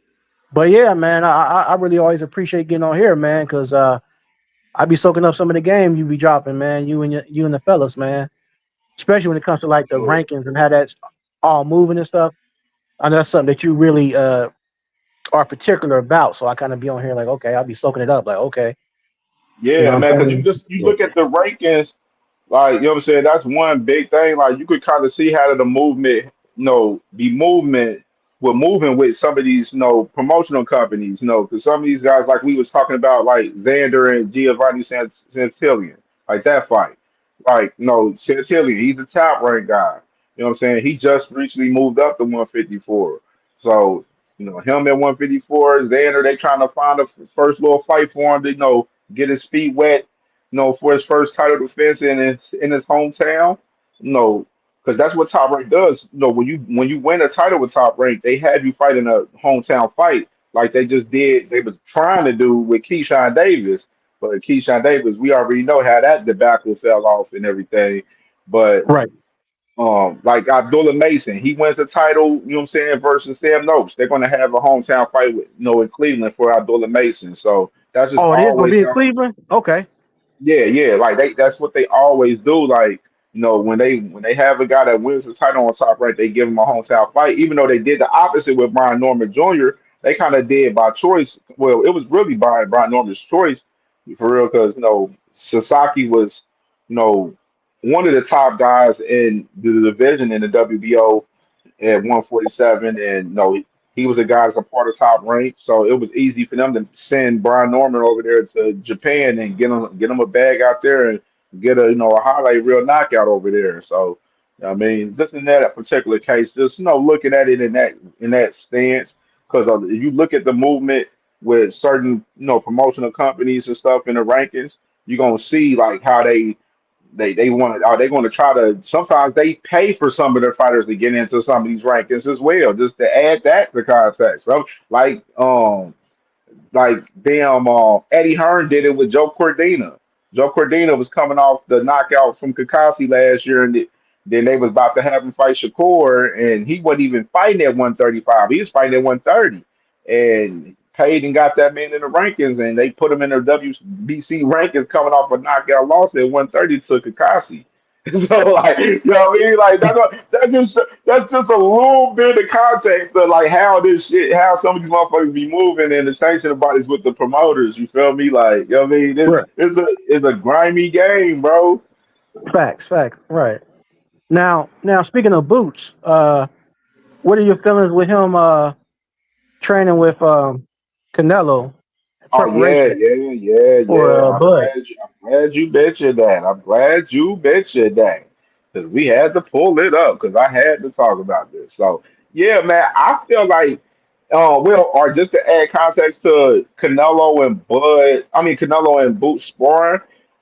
Stephen Fulton mentioned this on Twitter literally 2, 3 months ago, and people thought he was bullshitting when he said it. That's the funny shit about it, for real. Like it was real funny that Stephen Fulton said that, and definitely it happened like 2, 3 months later. And then everybody, when this picture dropped yesterday, everybody was like all shocked about it. I'm like, why are y'all shocked? Canelo, he trying to get good work right now. You know what I'm saying? Get ready for this fight. He's taking this fight with Bud Crawford seriously. He really is. He ain't bullshitting with with Bud. He ain't trying to be made look the fool, you know what I'm saying, in that motherfucking ring come September 13th. So he getting some good work in his camp. And Boots is one of the guys, which is Boots. Of course, him being a hitter, you know what I'm saying? Of course, that's good. The movement and everything. You know what I'm saying? So it's good for Canelo to, have Boots and camp. And of course, it's good work for Boots, for his fight coming up, with Usman Lima. Yeah, I mean, it's good work for him to get ready for his fight coming up. So this is something that I'm not surprised about. I don't know why boxing fans was looking all surprised about it yesterday, but I'm like, Steve Fulton said this a couple months ago, and you know what I'm saying. And I wasn't surprised when he said it that was gonna happen. Of course, Boots and Bud, that little rivalry right there, was funny. You know what I'm saying? Real funny. You know what I mean? For I, sure. yeah, I got a question for y'all too, for the panel, um, about this situation, right? Yeah. So, yeah, definitely Boots is gonna be qualified because he's probably like the closest you're gonna get to like the Bud style or whatever. But I seen somebody comment on it like, "Oh man, if this is true, Boots is a traitor." Kind of like clowning Boots for it, like he ain't supposed to be doing this. Like some black on black type shit. I guess They that's what trying I to took add. away. That's what it sounds like. It sounds like somebody trying to add context to it, to where like, oh, he's supposed to be fucking with Bud and being on Bud's side on the fight and not sparring with Canelo, which that's corny, bro. Like, come on Yeah, now. And then, of course, why would Boots, you know what I'm saying, deny opportunity to spar with Canelo, one of the greats? Like, you know what I'm saying? He right. ain't never been in the ring with him, so why would he deny that opportunity? And then on top of that, it was going to help him get ready because he got a fight coming up. So, like, those casual, weak ass fans that be trying to put race in boxing, which that shit be corny as hell. Like, everything ain't about race in boxing, man. It's not. You know what I'm Right. saying? It is a lot of races in boxing for sure. But there's racism every day in life in general. In But I'm general, just right. saying in general, when they try to put races in boxing, like in particular situations like that, that shit be corny. Like that shit ain't about shit for real, bro. Like these guys getting good work in, and Canelo, shit, he been in camp with Darrell Valsain from Pro Box TV. He done had the guy Marco Verde that I mentioned recently on my show. Marco Verde, he's the guy that's been in camp with Canelo. He's going to be fighting on the prelims on the Canelo Blood card. He's 2-0 with 2 knockouts. Like he's a solid guy. You know what I'm saying? And I heard he's been giving Canelo some of his best work in camp. So Canelo's getting having a good camp, man. Got some good guys in his camp, man, getting them some good work. So you know what I'm saying? And this just adds to it with Boots right here. And now you got all the Bud fans a little bit like, oh, They get a little nervous, man. I've been seeing some Bud fans get a little nervous with this, man. What you think about this, Amber Queen? Uh, to the point that he just made about Boots being a traitor. I mean, they're boxers, and I Facts. mean this is not a civil war. And I also believe that it's a mutual exchange. You know, Boots gets a not Boots, but Canelo gets a look, and Boots also gets the experience. Like, who knows what he'll be able to glean from this? Canelo is undoubtedly going into the Hall of Fame. So if you have the experience of being in camp with a guy like that, and you get to pick his brain about various things, an assortment of things, not just boxing related, but you see the dude is into all sorts of things. Man got tequila, cocktails, and this, that, and the third, endorsements with Corona. It's like, yo, ask him whatever the hell you can. Pick his brain, maximize this opportunity. So I don't think there's anything wrong with that. As far as him bringing him in, uh, I know he's been compared to Bud because of the switch hitting thing, but that's pretty much all I see in common with them. I don't really think they fight alike. That's it. They just both switch, but I don't think stylistically they fight anywhere near similar. I agree with that too. I agree with that. That's the only thing that I have them being in common is them both being switch hitters for real. For sure. Rick Towns, man. What's up, brother? Man, what you think about this, man? Boots, man, sparring Canelo for your boy. Hey man, hey dog, hey, I had to go and hit your link, dog. I hadn't Yeah, hit your man, link yet, you all but hey, good, I man. You kind all of, good. Much love. hey man, I felt the attack. Yeah. Look, well, see, I'm not the typical Bud guy though. Hey man, I'm all for Boots Yeah, you getting in there are, with man. Canelo. Yeah, I've seen you be 100 with Bud all the way, even from the Earl Spence and everything, situation and all of that. So you always been 100. Like you one of the most 100 Bud fans I know out here. You know what I'm saying? And there's some goofy ones out there for sure, but you ain't one of them. Absolutely. You one of the realest. You Right, yeah, man. Hey, dog. Life, hey, man. This all this big boxing world, and Boots absolutely don't have to hold nobody's hand. He ain't got to kiss nobody's ass. He ain't got to explain anything to anyone about this Canelo sparring session. I mean, that's excellent work for both of them, Boots and absolutely Canelo. You know, and it doesn't get me nervous. It doesn't it doesn't even make me more concerned. Hey, good. I want Canelo to be fully equipped. I want him at his best. I right. want Canelo top notch. I don't want any excuses. Cause if Bud win, cool. If Canelo win, cool. See, I'm at the point, dog. If Canelo knock Bud the fuck out, dog, I'm not gonna hit these chats the next day and Clembuterol or Yeah, Bud is too right. little. Canelo too big. I'm gonna give Canelo his props, and I'm not gonna go the route like a lot of the people I know still gonna go the snack route if Bud wins. You know, it Right. it it, it comes with the territory. Bud gotta take that bullet for being associated with Victor Conte. Fine, but until we get full-fledged proof, evidence, popping dirty, it's just gonna be speculation to me. So bring Boots on. Cool. I love it. I absolutely Yeah. love it because y'all know what? Y'all was talking about that fight last night. Tellez. Hey man, Yeah. sometimes upsets do happen, people. Absolutely. It's realistic. It's reality, and we don't know how the boxing gods gonna rule come September 13th. So, hey man, I'm ready. We 20 days away. Let's go. Yeah, man. Let's go. I love Boots getting to work in with Canelo. You know what I mean? It makes better for both guys. And like you said, the biggest thing, you want Canelo to be at his best. Because you don't want no excuses from either side when it come in fight night and after the fight. We don't want no excuses. We know fan base is going. They like to try to push the narratives before the hands and get ahead of the ball and everything. That's what's been going on leading up to this fight. A lot of different narratives going into the fight for people to try to make to where if something happened on each side, they can start pointing the finger at those narratives right after the fight. And that shit happens a lot with a lot of these big fights building up. You know what I mean? For sure. Which is I love talking about that shit for real because it's like I'll be looking at that shit funny as hell for real because like you see people in these debates with they talking points and everything, and then you see some of the bills that I tell you who do it the best. The Haney fans, they do it the fucking best. They do it the best where they build up narratives and say just in case some shit bad happened in that fight. For the motherfuckers to be like, oh well, this happened to Devin, man, and woo woo and woo.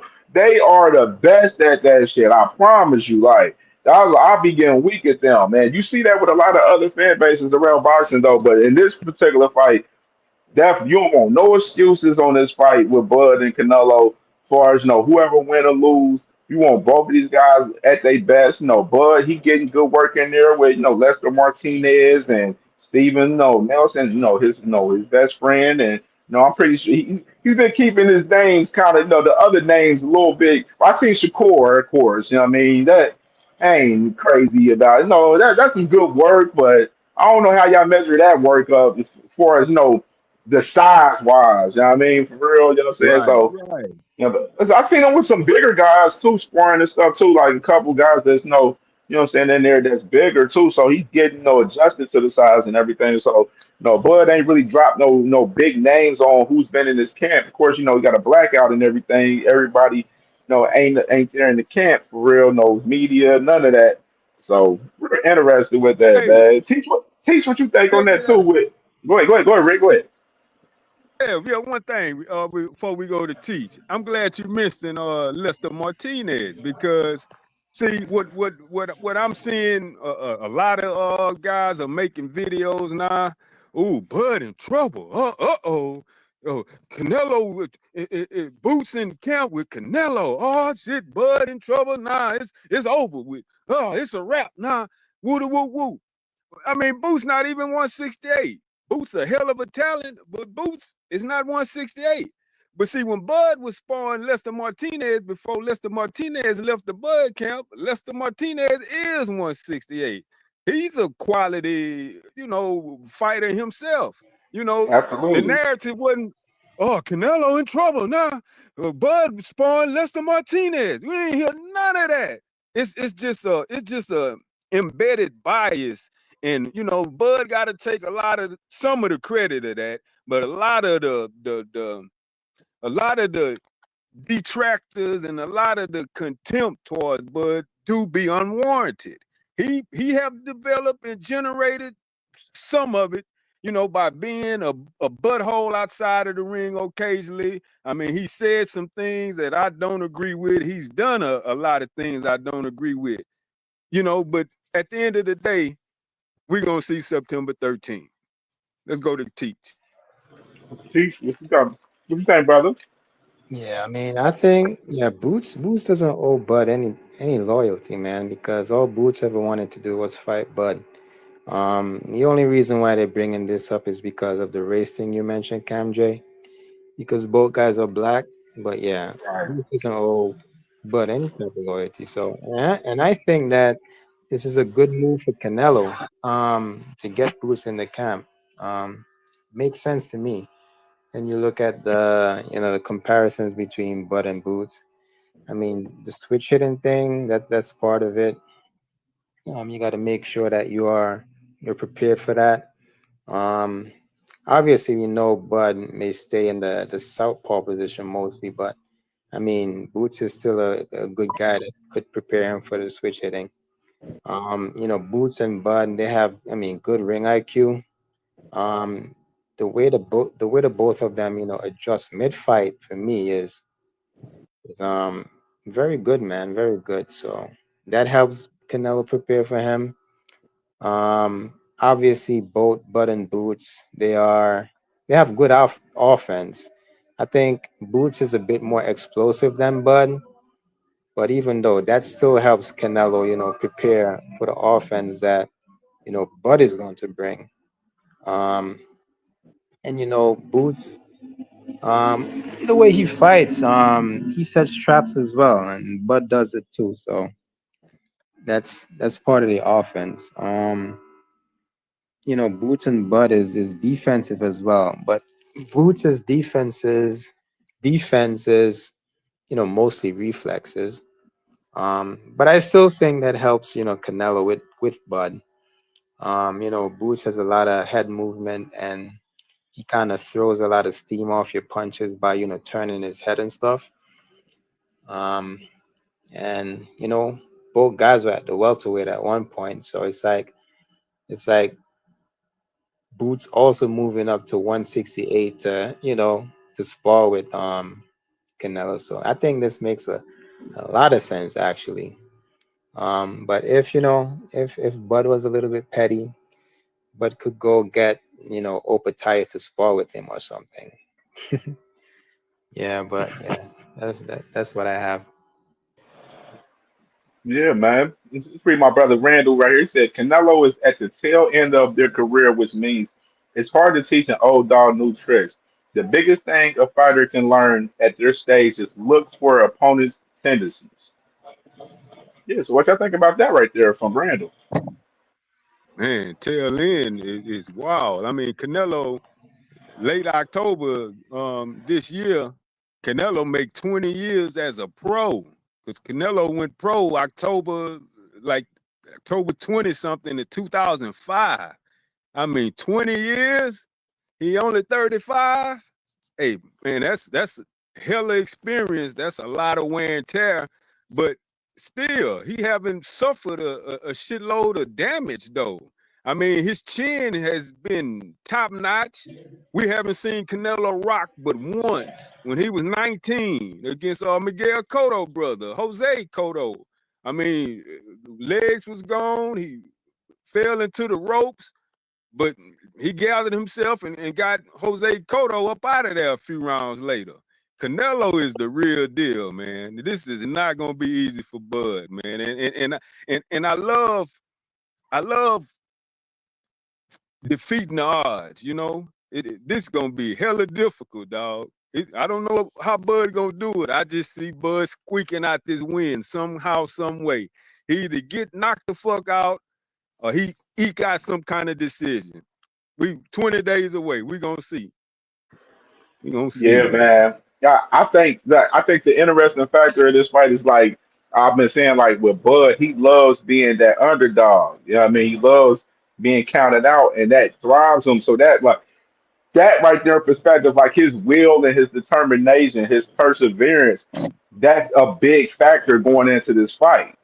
It's a real big factor for sure with Bud going into this fight because he's not going to lay down for Canelo at all. You know what I'm saying? Whether how hard Canelo hits him, he's not going to lay down. That boy Bud is going to stand in there and he's going to fight his fight.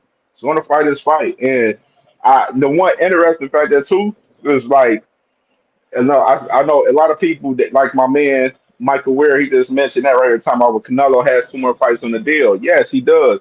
And then you got guys like Turkey wanting Canelo to fight Hamza Shiraz or Chris Eubank Jr. Like he's throwing these names out for Canelo for 2026 and everything already. And that's why I like it's a fight where Bud he has to win clear by decision. Clear by decision if it's by decision. He has to make this shit not close. Or he got to get the knockout. Because if it's a close fight by decision, Canelo gonna get that royalty and get that nod, man. That's just the truth to the matter. Because they want Canelo to move on, and of course Turkey has two more fights in the deal for us with Canelo, and he wants him to fight Hamza Shiraz. Hamza Shiraz, he's number two in one of those sanctioned bodies for 168. So they trying to make that push for that fight with Canelo and Hamza Shiraz as much as possible because Shiraz is a ring about he's on my a Riyadh season ambassador and he is Turkey guy. Yeah, I mean, so that's a little interesting with that factor for us to fight for us with Bud, like how to win this fight, whether it be by knockout or win clear in decision. because you don't want it to be a close decision fight because you know Canelo, they gonna show that man some love, man. That's just my opinion on it. Yeah, great, great. God damn, there's nothing I can add to that. But man, I just can't see Bud stopping Canelo, man. Nobody stops Canelo to me, man. The dude chin is super legit. So I mean, and you know what? I really don't want Bud to stop Canelo because if Bud stop Canelo, that snack shit gonna go out the roof. It's gonna be it's gonna be Mm. relentless. So Yes, it hey man, will. yeah, I don't even want because ain't nobody stopped Canelo, ain't nobody dropped Canelo, and then here come this little bitty 154, 147-pound Bud, and he done it. Oh, that's Victor Conte all day. That's snack all day. Bud juicing. Oh, that'll be right up their alley. So no, man, he gotta eke out some kind of decision, dog. I mean, we know he fighting the refs. I mean the judges, and we know he fighting the mystique of Canelo. I mean, the cards are stacked. The deck is stacked against Bud in this, but I love it. Bring it on. See, I see myself a lot in Bud, you know. I'm used to success, man. I'm used to winning. You know, my W Right. column just blows away my loss column because I know I put in the work. You know, I'm not afraid to dig deep, you know, biting down and just putting in that extra work that I know my opponents don't do. So Right. it'd be difficult for outsiders to comprehend when you have that type of confidence. So we gonna see, y'all. Hey, but I gotta bounce, man. Yeah, go do My your little thing, sun man. bath is Appreciate you, man. done. Much love. Much Yeah, love, man. much Thank you for love, coming man. on. I gotta go cut some grass, y'all. All right, handle Peace. your business. Go ahead, brother. Yeah, and McQueen, what you think about that right there too? As far as Well, the I wouldn't be surprised if he did stop him. mm, Just cause I mean this is boxing. You got some people with some of the greatest chins get stopped. Hell, like I'm pretty sure it was a shock for many people back in the day when Roberto Duran got swept versus Tommy Hearns. And he was in there with some certified punches, man. From 135 to 147, fought as high as 175. I mean, things happen. George Foreman got one of the best chins in the history of boxing. Been hit by Ron Lyle and Ken Norton, Joe Frazier, so on and so forth. You know what I'm saying? Only been stopped one time though, the Muhammad Ali. Anything could happen on any given night. That's a good point. absolutely. Yeah, that like my man Thomas Hill always say, the rain tells it all, man. It tells it all for sure. What you think, Bing? Yeah, he made a good point, man. I mean, because like I know sometimes we talk about punchers, but Ali wasn't known as a concussive puncher like Foreman or Lyle or Ernie Shavers, but he was able to drop and knock out Foreman with accumulation, kind of like how Usyk is a volume puncher. He was able to knock Fury against the ropes, which pretty much was a knockdown, but the ropes held him up. But sometimes that punch accumulation, man, it could be, and Bud got that accumulation, so you never know, man. And wearing the guy down too. Exhaustion is Right. also a part of it. Exhaustion. Wearing them Right. down, and then your resistance ain't the same when you're fatigued like that. And then on top of, and here's the other part: we know about what happened with Canelo under the lights, and he's always showed a fantastic chin. But how did that straw break the camel's back? It was all the other straws underneath it. So, like, yeah, he may not have the most wear and tear in fights, but we got to think about damn near 70 fights. That's God knows how many camps he's been a part of. Hmm. And a lot of guys, they suffer most of their damage in sparring, not in the ring, gym wars and things of that sort. And then you never know when that can show up under the lights.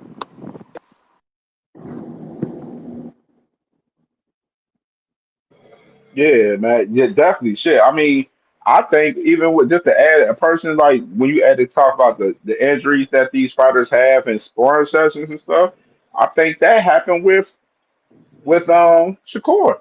I think Shakur, had a history, sparring with a lot of guys, in his time and throughout his career to where, kind of, messed up his hands a little bit in the process as well.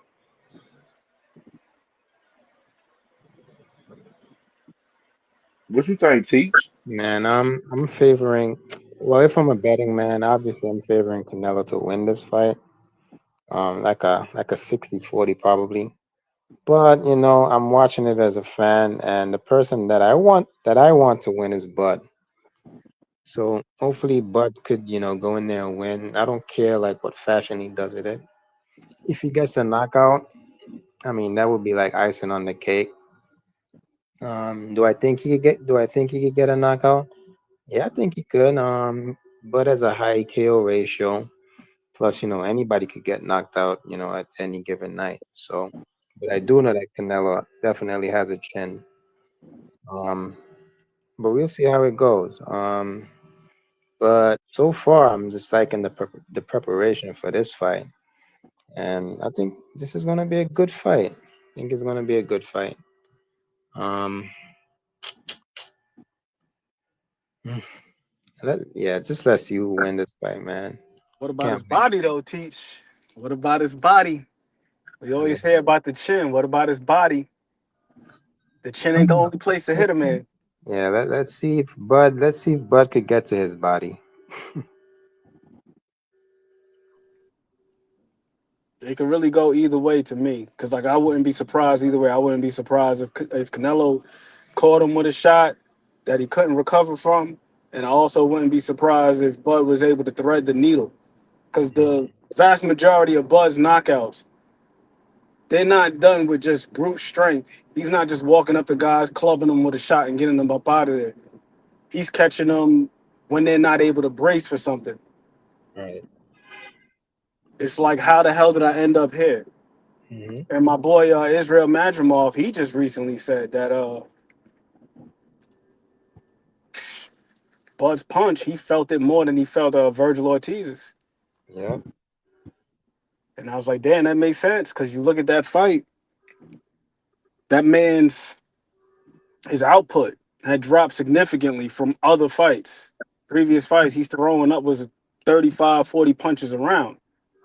Against Bud, he was in the low 20s in all but 2 rounds. So that clearly shows he was cognizant of being counted. He ain't want to what's in him. He ain't want to take that chance. So you never know what could happen. I think it really can go either way.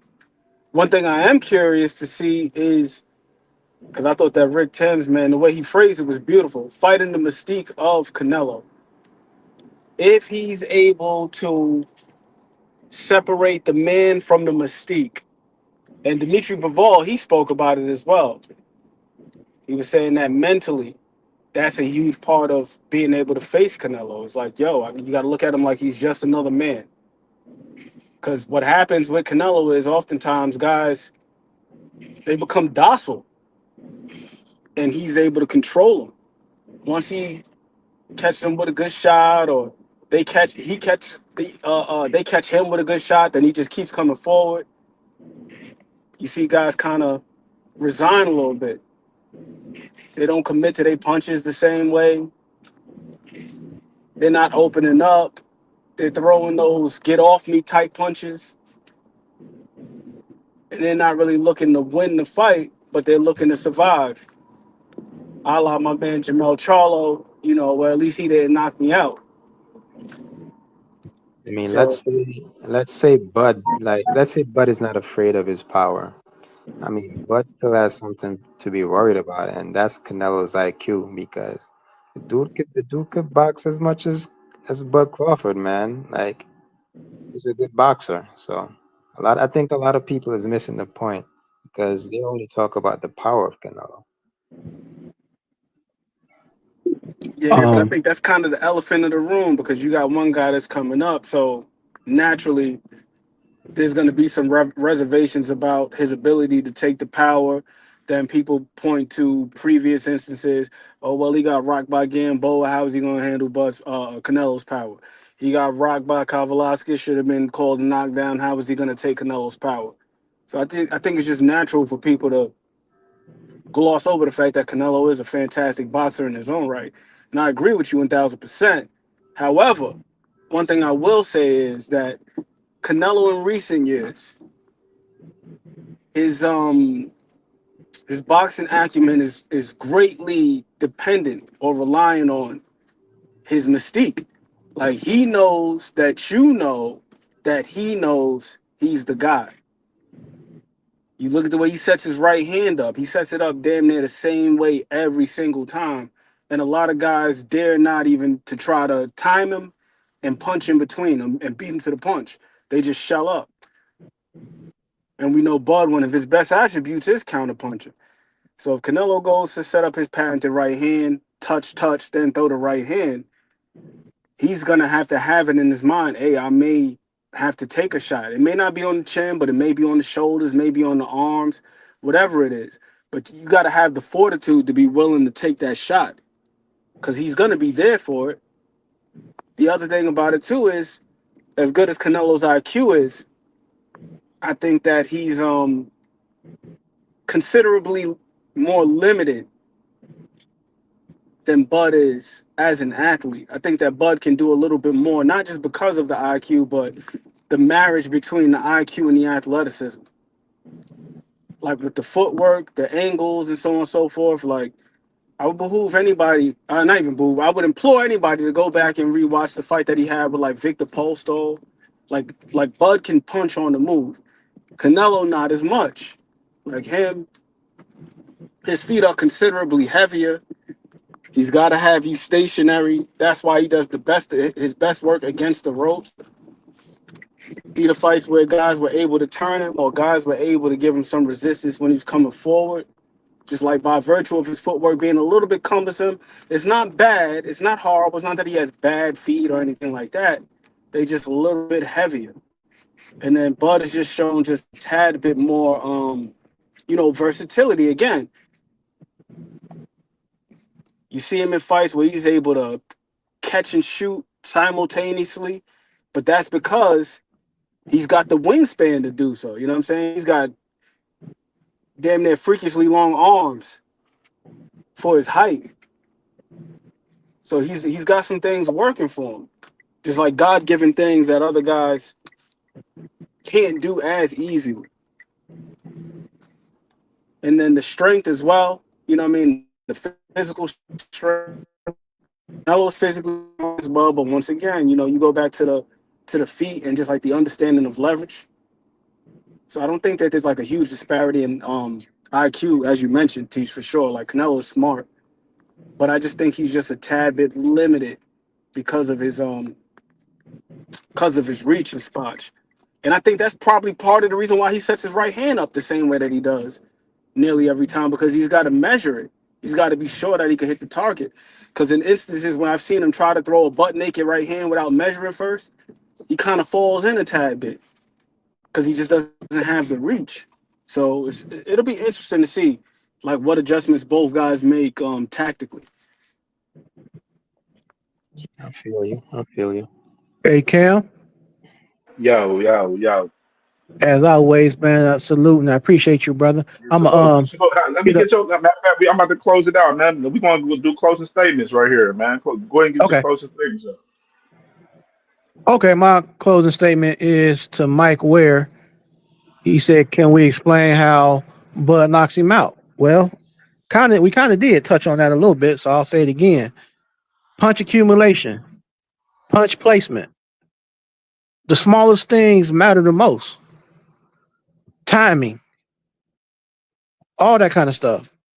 And in the words of your boy Rob Elmore, shout outs to Rob Elmore.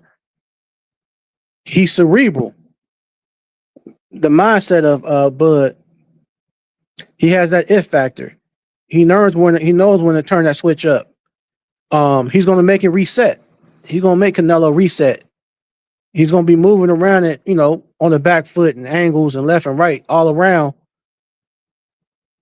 He's going to frustrate Canelo.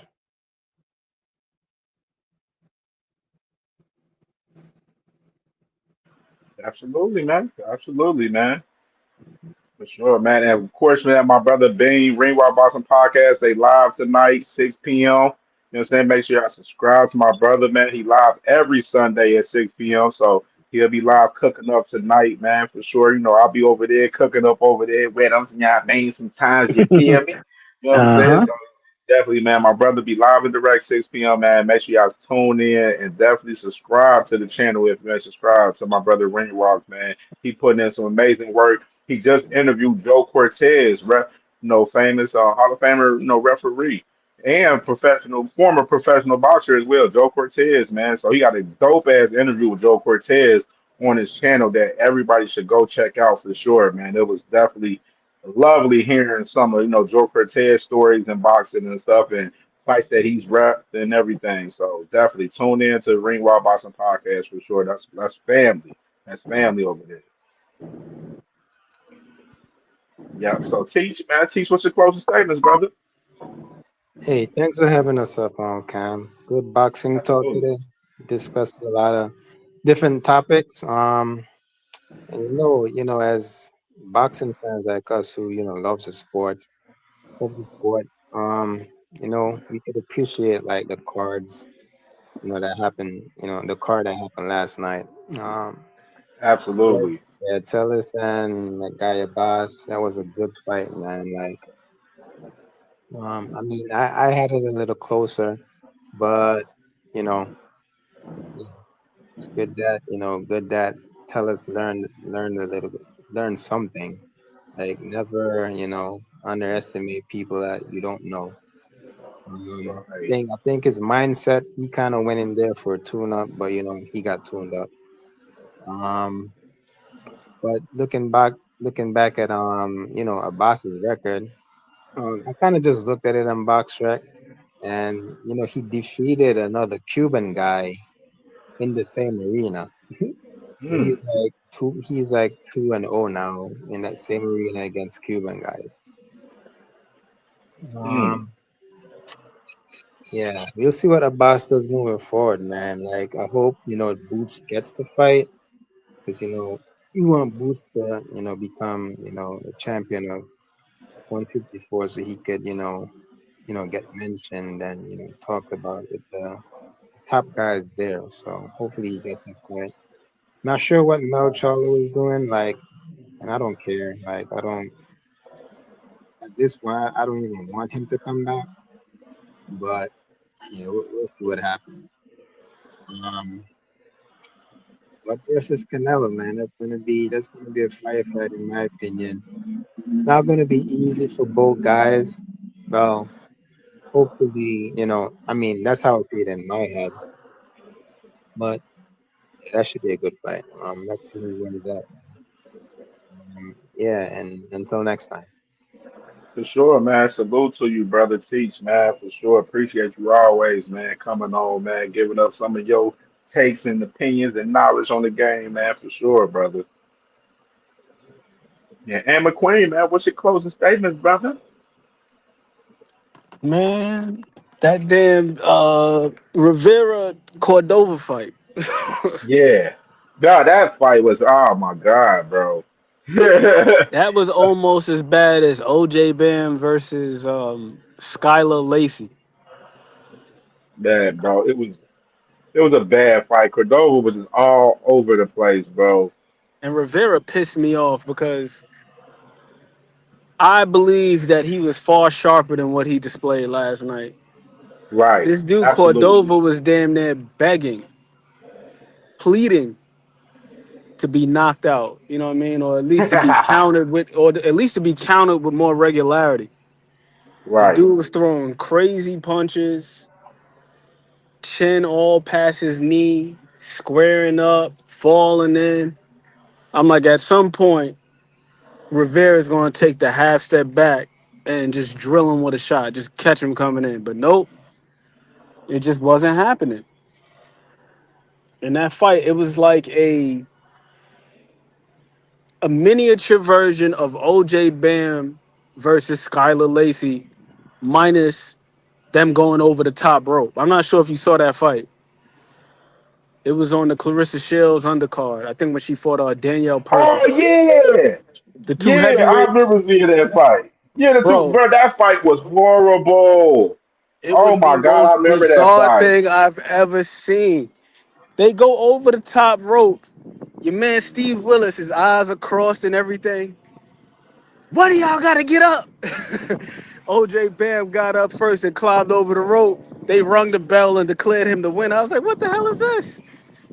I remember that fight. I remember because we recapped it on the show the next day, and I was like, "What the hell was going on in this fight? This fight was Them fools horrible went for over the top heavyweight." rope. Dude had the chance to stop him and everything. He was playing with his food in the fight. Bro, same It shit, was exact bad. same shit last night with Rivera and Cordova last night. Definitely, bro. Whole lot of Definitely. holding, whole lot of falling in, whole lot of just sloppiness. Oh my God, that fight was nasty work last night, bro. It was nasty work for It was real. disgusting. Disgusting. I think that Cordova should have just won just off GP. But For real, for appreciate you real. having us I up thought he here. won that. Appreciate y'all having us up here. Always a pleasure. Always a pleasure, my brother Ant McQueen, man, the wizard, man. You know I call my brother the wizard, man. Y'all already know the vibes. Man, this was definitely a great show, man, for sure, man. Definitely appreciate everybody, man. Appreciate my sister, Jack Queen Boxing, Cash Sports in the building today, man. The Autism Boy, make sure y'all subscribe to Autism Boy, Ramon. You know what I mean? Bird Wheezy. What's up with you, Bird Wheezy, man? About time you come over here, man. Sub to the channel, bro. Definitely, man. Sub to the channel, man. Come over here, bro. We definitely be cooking up over here, man. Talking a lot of good boxing over here. And salute to my brother Thrill Hill as well. You know what I mean? My boy Randall in the building today, Kevin House, Michael Ware. You know what I mean? Salute to my brother Ringwald Boxing Podcast, Rick Timms, Roman Langford, Barbara D with the $5 banger in the cash app today, man, for sure. You know what I mean? Salute to everybody. Salute to my sister Jack Queen Boston. Make sure y'all subscribe to my sister, man. She working most definitely. She definitely working. And you already know, man, we'll be back live Wednesday, man. You already know how we get down. Every Wednesday, 6:30 p.m. Eastern time. Sorry, but not sorry. Boxing Talk Wednesdays, man. I'm trying to let me look real quick and see what fights is next week to look forward to. Right now, that the action, well, okay, we're gonna be doing a lot. Let me go ahead and say that and mention it. Next week. Next Saturday, we got a card in Ohio from Post Boxing that you're going to see a lot of content with. You're going to see a lot of content with that from me this week from the guys from Ohio on this card coming up in Saturday. So we're going to be promoting this card heavy. The card, if you can't be there, if you're not in Ohio, of course, it's in Toledo. They're going to have it on the Millions app from Post Boxing, man, for sure. Albert Bell versus Keith Hunter. That's the main event. They got guys like Abdullah Mason brother, Adele Mason on the card, Tyler McCreary, and several other Ohio hitters on the card, man. So, look out for this week that we're going to be definitely, talking about this card in particular. That's like one of the big cards in boxing, even though it's another card on the zone this week too as well. You got Darren Till versus Luke Rockhold this weekend, which is main event on Saturday in the afternoon in UK over there in United Kingdom over there. So not little light week for real, light week on the boxing for us fights wise, but it's some fights out there, man. And the big card that I would say this week would be the card that's happening in Ohio in Toledo. So definitely, man, make sure y'all stay tuned to the channel, man. Sub up to the channel if you ain't subscribed. Y'all watch this on the playback. Make sure y'all hit the like button, man. And you already know, man. Till next time, Wednesday, 6:30 p.m. Eastern time. We gonna be lit with it, man. It's gonna be a lot of content popping this week, man, for sure. And I'll be back live in a little bit talking college football about 3:45. So if y'all into college football, y'all can tune in 3:45. I'll be talking college football today as well. So make sure y'all, yes, subscribe to the channel if you ain't like the video, like the show, man. This has been another great one. And remember, I gotta say this too before I get out too. Like this show was I love this show today because of the fact that like we get away from just talking about a lot of the main shit. We got to break down, the fights and recap the fights now last night.